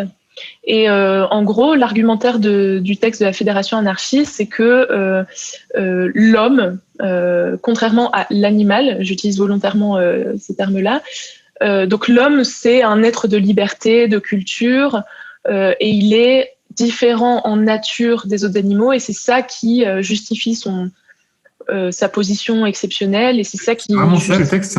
Alors, il y a vraiment cet argument de la différence de nature et du fait que l'homme avec un grand H est un être de liberté, donc qui est un argument bidon, et c'est même très inquiétant de la part de la Fédération anarchiste qu'elle utilise ce genre d'argument parce que c'est utilisé pour légitimer le racisme, le sexisme depuis des millénaires. Bon, c'est un texte très conservateur comme argument. Aujourd'hui, les gens qui disent ça, c'est beaucoup de gens à droite, typiquement. Oui, mais c'est intéressant de voir qu'il y a des arguments conservateurs qui sont utilisés pour les animaux, qu'on n'utiliserait jamais pour les humains. Totalement. Et ça, la Fédération anarchiste en a fait la preuve. Bon, après, le texte, il date déjà d'il y a 20 ans, donc peut-être qu'aujourd'hui, la Fédération anarchiste ne dirait plus, en tout cas pas en ces termes-là. Mais du coup, Bambi à froid, c'est un texte qui critique l'argument de la différence de nature entre humains et animaux. Et en fait, c'est un texte magnifique au niveau du style. C'est vraiment un texte qui me prend aux tripes, parce que c'est ultra... impertinent comme texte. David Olivier, il est extrêmement clair dans ses arguments et il arrive à les formuler d'une façon très, très précise, mais en même temps très succincte. Donc, je trouve que c'est super à lire. Et finalement, c'est un texte qui ridiculise totalement la Fédération anarchiste. Et ce que j'aime beaucoup aussi, c'est qu'en conclusion, il y a une sorte d'envolée utopique de ce que serait un monde débarrassé du spécisme. Donc en fait, moi, c'est tout ce que j'aime dans les textes militants. C'est à la fois d'une pertinence politique totale et en même temps une liberté de style, de l'humour. Vraiment, je recommande ce texte. Ok, j'essaie de mettre aussi en description de ce podcast, pardon, et je vais le lire après. Il y a un autre... là, ça me fait penser. Je peux peut-être citer un autre article que j'aime bien. Ah oui. Que tu connais peut-être celui-là. En fait, c'est un peu le même style. Ça s'appelle L'autre moitié. Il a été publié en 2003, celui-là, je crois. Toujours dans les cahiers antispécistes. Et en fait, c'est... De qui, pardon, alors, c'est un texte qui dit collectif. Je pense que ça a été écrit par plusieurs personnes de la rédaction des cahiers antispécistes à l'époque. Et en fait, c'est plutôt un format poésie, en fait. Moi qui, a priori, ne lis pas trop de poésie, là, pour le coup, j'ai beaucoup aimé ce texte. Et en fait, ça se termine aussi par une sorte de projection utopique d'un monde égalitariste entre humains et animaux. Et c'est un très, très beau texte et je le recommande aussi. Ok, pareil. Je ne connaissais pas non plus celui-là. Donc, idem, j'essaie d'aller le lire. Du coup, c'est quand même des vieux textes, 2001, 2003. n'y a rien de remarquable en 20 ans. Oh, bah si, il y en a plein, mais c'est vrai que, je sais pas, le fait de me dire que c'est des textes publiés à une époque où le mouvement animaliste n'était pas aussi structuré, je trouve que ça leur donne d'autant plus de cachet. Enfin, Et puis finalement, c'est des textes avec un style assez léger, mais qui ont une puissance théorique très forte, et j'aime bien ce mélange-là. Du coup, on approche un peu de la fin de l'interview, j'ai envie de te poser des questions un peu moins sur ton parcours, mais peut-être plus sur tes idées ou ce que tu ferais concrètement. Je ne sais pas comment poser ça. Imaginons que par un tour de magie obscure, tu finisses demain dictatrice de la France, donc c'est bien de la France, et tu n'as le droit de faire passer que 3 mesures avant que ton trône de dictatrice ne soit renversé et que tu reviennes sur le commun des mortels. Qu'est-ce que tu ferais ?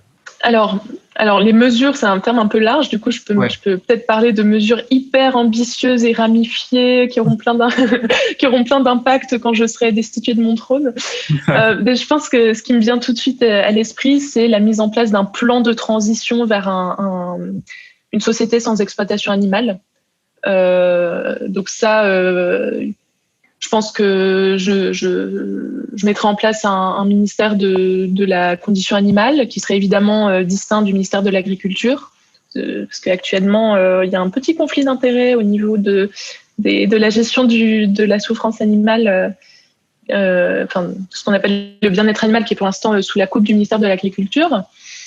Donc voilà, ça passerait par ce ministère de la condition animale, par un moratoire sur les nouveaux projets d'élevage, qui est une revendication de L214 actuellement. C'est faire en sorte qu'on ne puisse pas construire de nouvelles installations d'exploitation animale. Donc ça serait déjà la première étape pour vers un monde sans spécisme, c'est de déjà empêcher la construction de nouvelles infrastructures. Et puis, dans les autres mesures, il y aurait par exemple la végétalisation massive de la restauration collective. Ça, c'est un chantier sur lequel travaillent des associations comme l'AVF, Association végétarienne de France, ou l'association Assiette végétale, dont j'adore le boulot. Donc voilà, disons que ma première mesure, ça serait un plan de transition avec Romain Espinosa comme ministre de ce nouveau ministère, et puis plein de financements aux associations animalistes. Voilà, ce genre de choses. J'ai encore 2 cartes, c'est ça ? Ah ouais, ok, toi c'est une seule carte, ça. Ok. Allez, vas-y, encore 2 cartes. Ok. Moi, quelque chose qui me tient beaucoup à cœur, en fait, c'était un de mes premiers engagements militants, même avant la cause animale et tout ça, c'est la question du système publicitaire, de la critique du système publicitaire. J'ai longtemps été investie dans l'association RAP, pour Résistance à l'agression publicitaire. Et du coup, je pense que si j'étais dictatrice de la France, je ferais en sorte d'abolir toute forme de publicité qui répondrait pas à certains principes, notamment le principe de liberté de non-réception, qui est un principe dont j'ai entendu parler quand j'étais à RAP. Et c'est cette idée que une publicité, on ne devrait pas la subir, mais éventuellement, on pourrait choisir d'aller consulter de l'information publicitaire, de la même façon qu'aujourd'hui, on s'abonne à des newsletters. C'est une démarche active et on peut choisir d'ouvrir ou pas le mail, et à tout moment, on peut choisir de se désinscrire de la newsletter. Et je pense que c'est un peu le genre de principe auquel devrait être soumis la publicité. Du coup, par exemple, je sais pas, Picard qui te poste dans ta boîte aux lettres son journal avec sa liste de produits, il te poste quand même sans ton consentement, mais t'as pas dû le consulter. Ça rentre dans cette catégorie-là ou pas ? Non, il faudrait que je me sois abonnée pour recevoir l'information de Picard. Parce que je peux comprendre que les gens aient envie d'avoir des informations sur les promotions, sur les nouveaux produits, sur les innovations dans les tout secteur confondu. Il y a une forme de curiosité et d'intérêt à avoir ce genre d'informations. Mais on pourrait imaginer des zones dédiées, donc non seulement une démarche active pour avoir l'accès à l'information, mais si on pense à la publicité dans l'espace public, on pourrait imaginer de la même façon qu'il y a des panneaux d'information libres, qu'il y ait des zones dédiées à la publicité où les gens pourraient se rendre, voilà, s'ils veulent voir de la publicité, s'ils veulent se tenir au courant, mais ça ne devrait pas être imposé. Et moi, la publicité, ça me... Comment dire, j'ai des réactions vraiment très négatives quand je suis confrontée, malgré moi, à des contenus publicitaires, parce que pour moi, ça joue beaucoup sur la peur, sur la culpabilité, sur les complexes, sur l'envie, sur les désirs. Je sais pas, moi je trouve que la publicité, elle est vachement problématique à plein de niveaux, et sans compter son impact environnemental, sans compter son impact dans la diffusion du carnisme, son rôle normatif aussi.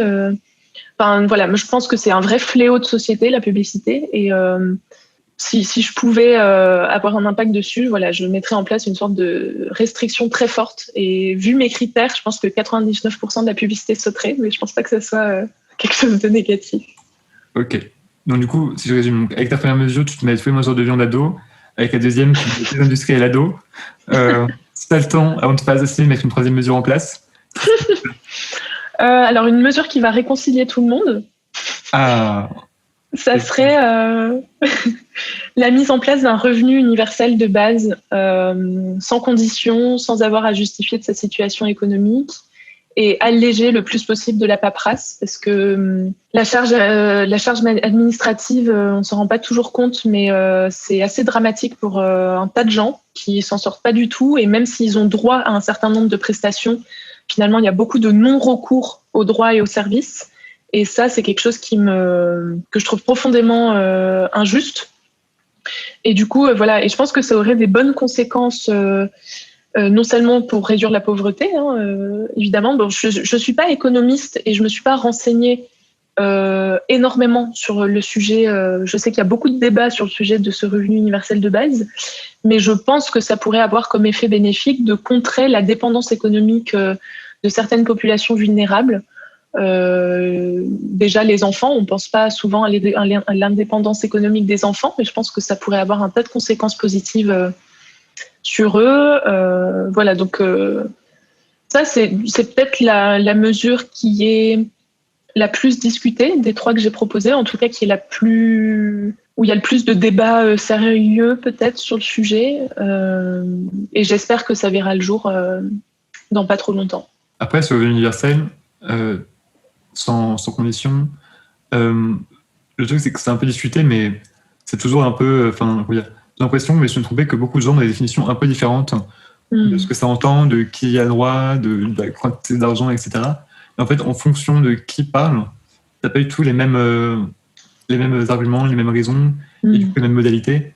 Donc c'est vrai que même si c'est discuté, c'est pas encore quelque chose pour moi de très clair dans le débat public de ce qu'on peut entendre par ça en fait, et quelles en seraient les implications concrètes. Oui, je suis un peu dans la même situation que toi, je pense. Il faudrait que j'aille plus creuser dans les débats, mais ça a l'air assez compliqué et chronophage de le faire, mais ça a l'air très intéressant aussi. Ouais, c'est clair. Bon, je te pose encore deux petites questions avant de te laisser tranquille. Une question que j'aime bien poser, est-ce que tu as une opinion à propos de quelque chose d'important pour lequel tu as changé d'avis récemment ?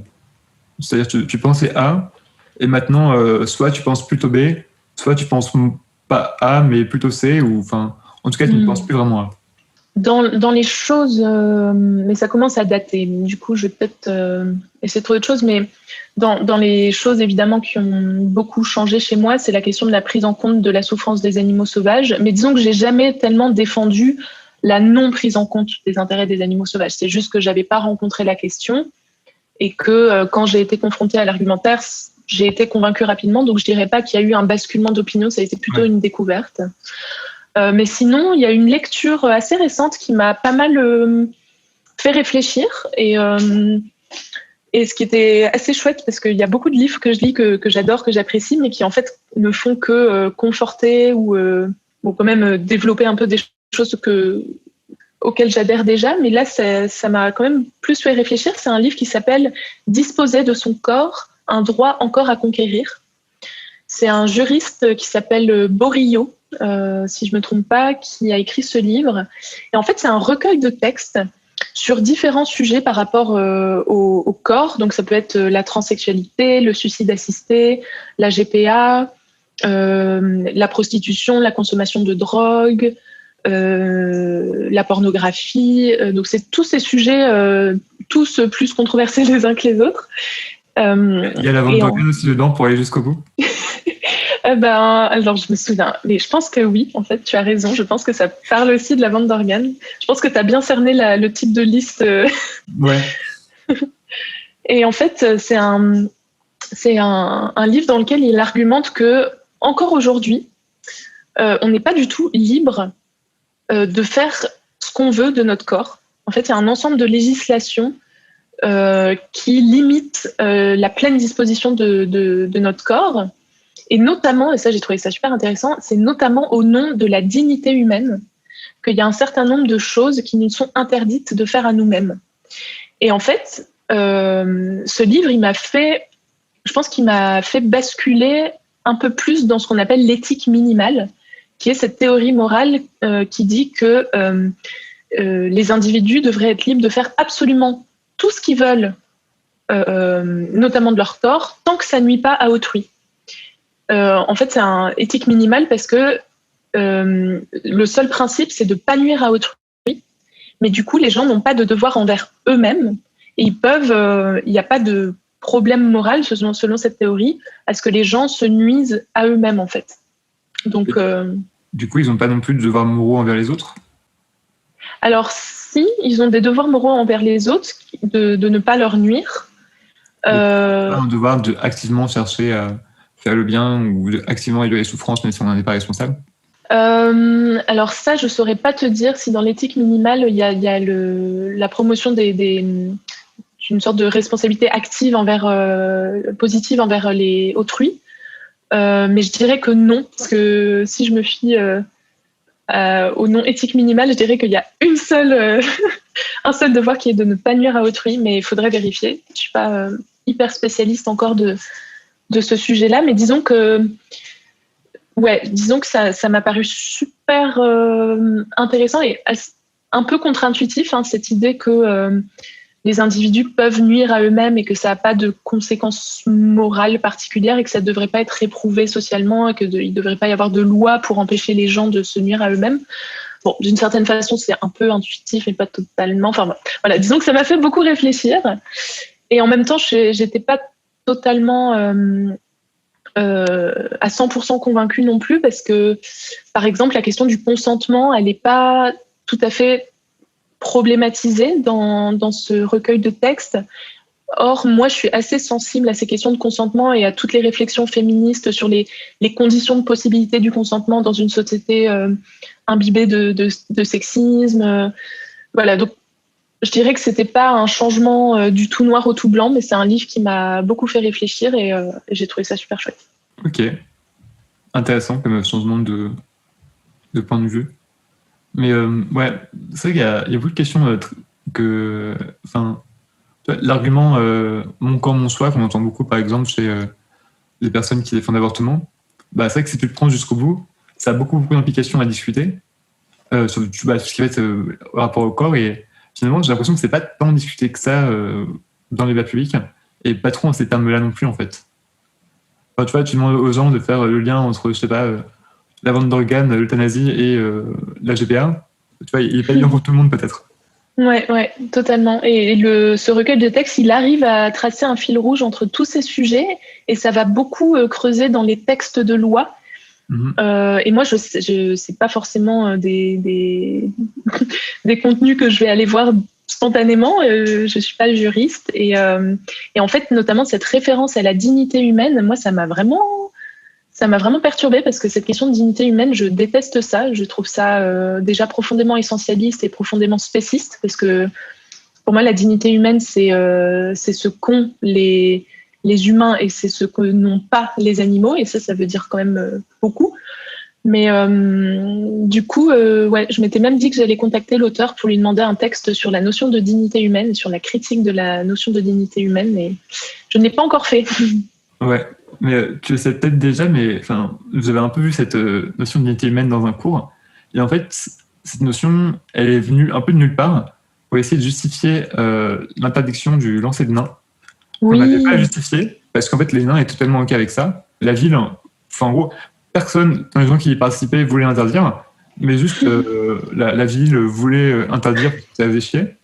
Et donc du coup ils sont venus avec comme ça l'arrêt de Morsan-sur-Orge qui crée au niveau du Conseil d'État le concept d'unité humaine qui du coup est auto-référentiel. En gros il se suffit à lui-même pour réussir à interdire ça parce qu'ils n'avaient juste pas d'argument et pas de possibilité de le faire sinon. Je trouve ça en dit long quand même, c'est au niveau de bullshit de ce concept. Ouais, c'est hyper intéressant. Et d'ailleurs, dans le livre, il parle de cette histoire des lancers de nains. Et je pense qu'il faut ajouter à la liste qu'on a faite tout à l'heure le lancer de nains. Ah oui, dans les trucs qu'on aurait assez autorisés. Après, je ne sais pas s'il faut autoriser le lancer de nains. En tout cas, ce qui est sûr, c'est que se baser sur la dignité humaine pour interdire, c'est quand même un peu bancal. Ouais. Ok. Allez, encore peut-être une question avant de finir. Est-ce que, on va dire, je te laisse au centre entre deux questions. Tu prends celle que tu veux. Soit, selon toi, une idée qui n'est pas assez répandue et qui mériterait d'être plus discutée. On ne va pas l'aborder pendant cet entretien. Il y en a peut-être une autre que tu aimerais mettre en avant. Ou à l'inverse, une idée qui est très répandue et que tu aimerais soit qu'elle disparaisse, soit au moins qu'elle puisse être plus nuancée. Parmi les trucs que je trouve trop répandus de façon générale, et on en a un peu parlé tout à l'heure, c'est le spécisme. Il y a ça, mais là, je faisais référence à l'omniprésence du genre dans la société. Le fait tout est surgenré, qu'il y a une surdéfinition sociale en fonction de si on est homme ou femme. Et du coup, je pense qu'un des trucs que je soutiendrais, ça serait le fait d'essayer que ça soit moins le cas et notamment d'enlever la mention du sexe sur les papiers officiels. Parce qu'aujourd'hui, sur la plupart de nos papiers, carte d'identité, est-ce que sur le permis, il y a la mention du sexe? Je ne sais plus, mais disons que je pense que c'est pas justifié. Ça pourrait l'être pour des motifs, un motif médical ou pour des raisons statistiques, ça pourrait l'être, mais dans la plupart des cas, ça ne l'est pas. Et en fait, la mention du sexe sur l'état civil, j'avais lu un article sur le site du CNRS qui parlait de ça. En fait, historiquement, ça répondait à des besoins précis quand on a commencé à inscrire cette mention-là, qui étaient des besoins qu'on n'a plus aujourd'hui, qu'on a abolis ou évacués. Donc, par exemple, empêcher le mariage des personnes de même sexe. Ça, c'était une des raisons pour lesquelles on avait besoin de la mention du sexe dans l'état civil. C'était pour éviter que les garçons échappent au service militaire. En fait, il y avait des droits différenciés en fonction du sexe, et le fait de mentionner, d'avoir disponible comme ça la mention du sexe des personnes, ça permettait de faire appliquer ces droits différenciés. Et je pense qu'aujourd'hui, c'est beaucoup moins justifié parce que typiquement, empêcher le mariage des personnes de même sexe, c'est plus censé être le cas. Et du coup, à défaut d'un genre neutre, parce qu'il y a aussi des débats sur la possibilité d'inscrire un genre neutre sur ces papiers officiels, je pense qu'on pourrait tout simplement virer la mention du sexe, si c'est pas justifié par des raisons pertinentes, parce qu'il peut y avoir des raisons pertinentes de savoir si une personne est de sexe féminin ou de sexe masculin, mais en fait, dans l'immense majorité des cas, ce n'est pas du tout utile pour interagir avec les gens, pour un tas de trucs. À part vraiment un contexte médical, où ça peut être utile pour soit des raisons anatomiques, soit parce que les maladies touchent plus les femmes que les hommes, etc. C'est vrai que je vois mal à quel moment c'est vraiment nécessaire pour l'information. Ouais, en fait, aujourd'hui, on a l'impression que c'est une caractéristique essentielle des individus, essentielle au sens de fondamental pour savoir à qui on a affaire d'une certaine façon, ce qui est quand même ce qui montre bien à quel point on a surchargé de sens l'appartenance de genre. Mais c'est aussi essentiel dans le sens où ça traduit une essence, au sens essentialiste, où les gens se disent que en fait c'est ce qui définit la nature des personnes. Et en fait, je pense que les gens, ils trouveraient ça, beaucoup de gens trouveraient ça étonnant qu'on se mette à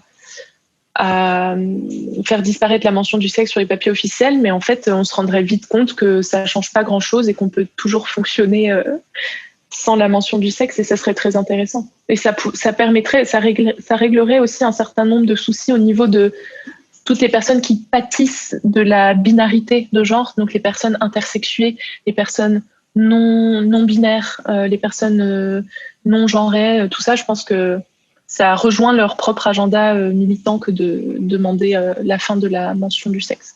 Je viens de réaliser que normalement je finis avec la même question pour tous mes invités et toutes mes invitées que je ne t'ai pas posée. Du coup, c'était une feinte. La dernière question, ça va être celle-là et pas la précédente.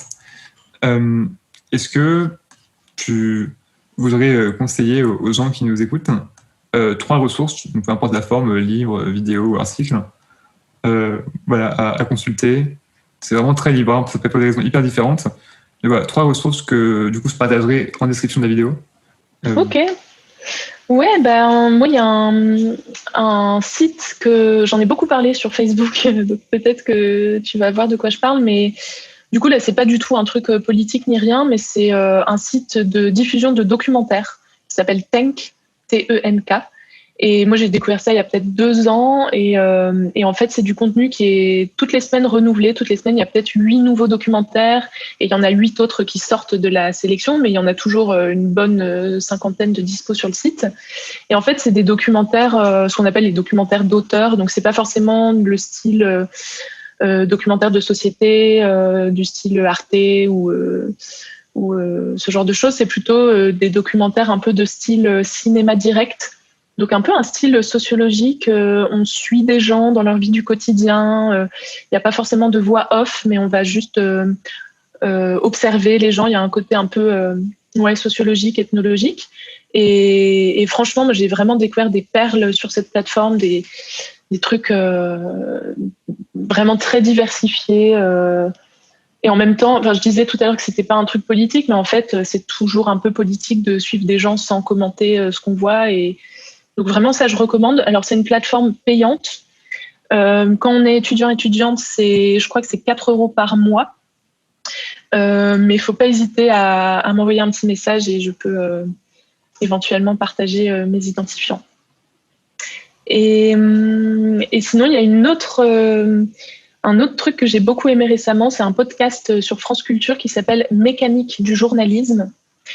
Et pour l'instant, je crois qu'il y a 4 saisons qui sont sorties et chaque saison couvre une grosse affaire journalistique. Donc, par exemple, l'affaire Cahuzac ou l'affaire Fillon. Donc, c'est des gros dossiers politiques, des grosses révélations journalistiques. Et en fait, les invités, ce sont les journalistes qui ont révélé l'affaire. Et qui expliquent comment ils s'y sont pris pour trouver l'information, comment s'est passée l'enquête, est-ce qu'ils ont reçu des pressions, comment ils ont feuilletonné ou pas leurs révélations. Enfin, vraiment, c'est une plongée dans le journalisme d'investigation contemporain et j'ai trouvé ça trop passionnant, vraiment super cool à écouter. Et puis en 3e ressource, ce que je peux conseiller, c'est un livre qui est sorti en 2015, qui s'appelle La domination adulte, l'oppression des mineurs. C'est un livre de Yves Bonnardel, donc mon co-auteur pour Solidarité Animale, défaire la société spéciste. Et La domination adulte, c'est vraiment la référence sur les rapports adulte-enfant, les rapports de pouvoir adulte-enfant, où il fait lui aussi ce travail de conceptualisation des rapports adulte-enfant, où il va vraiment aller voir le statut de mineur, ce que ça implique au niveau des libertés des enfants et surtout de ce que ça les empêche de faire et notamment du fait que ça les empêche de se défendre de l'arbitraire et de la violence de l'ordre adulte. Il y a toute une critique de la cellule familiale, une critique de l'institution de l'école. Pour moi, c'est vraiment le genre de lecture qui marque clairement un avant et un après. Ça a totalement changé ma façon de voir la catégorie de l'enfance. Et puis surtout, ça ouvre des chantiers politiques, des trucs absolument énormes. Il n'y a pas vraiment de mouvement d'enfants en France. Il y en a eu par le passé, des groupes d'enfants et de mineurs qui ont théorisé leur situation comme une situation injuste et qui demande à être aboli, que le statut de mineur soit aboli. Mais du coup, j'aimerais trop que ce livre serve vraiment à reformer des mouvements politiques de mineurs qui soient hyper puissants et hyper avec une théorisation de leurs conditions comme le fait Yubo Nardel. Voilà, donc c'est 3 ressources qui m'ont beaucoup apporté et j'espère que ça peut aussi en intéresser d'autres. Et du coup, tu n'as même pas cité ton bouquin parmi les 3 ressources. Ah bah non, ça se fait pas. Donc, du coup, je crois qu'on avait quasiment pas parlé, mais excellent livre, évidemment, que je recommande à ces personnes qui nous écoutent. Merci, Tom. Et sur ces paroles, je vais te laisser, Axel. Merci énormément pour ton temps, pour avoir répondu à toutes mes questions. Et j'espère que les personnes qui nous ont écoutés auront aussi apprécié. Est-ce que si jamais, par exemple, les gens ont des questions, etc., tu voudrais que je te les transmette Oui, tout à fait. Et il ne faut pas hésiter à me contacter directement, pas par téléphone. Non, mais voilà, par mail. Je pense que mon mail se trouve relativement facilement sur Internet. Et puis, merci beaucoup, Tom, déjà pour ton invitation et pour faire ce podcast, parce que les 2 premiers épisodes étaient déjà passionnants et j'ai trop hâte de voir ce que tu vas faire ensuite. Et puis, c'était une super discussion, donc merci beaucoup. Merci beaucoup.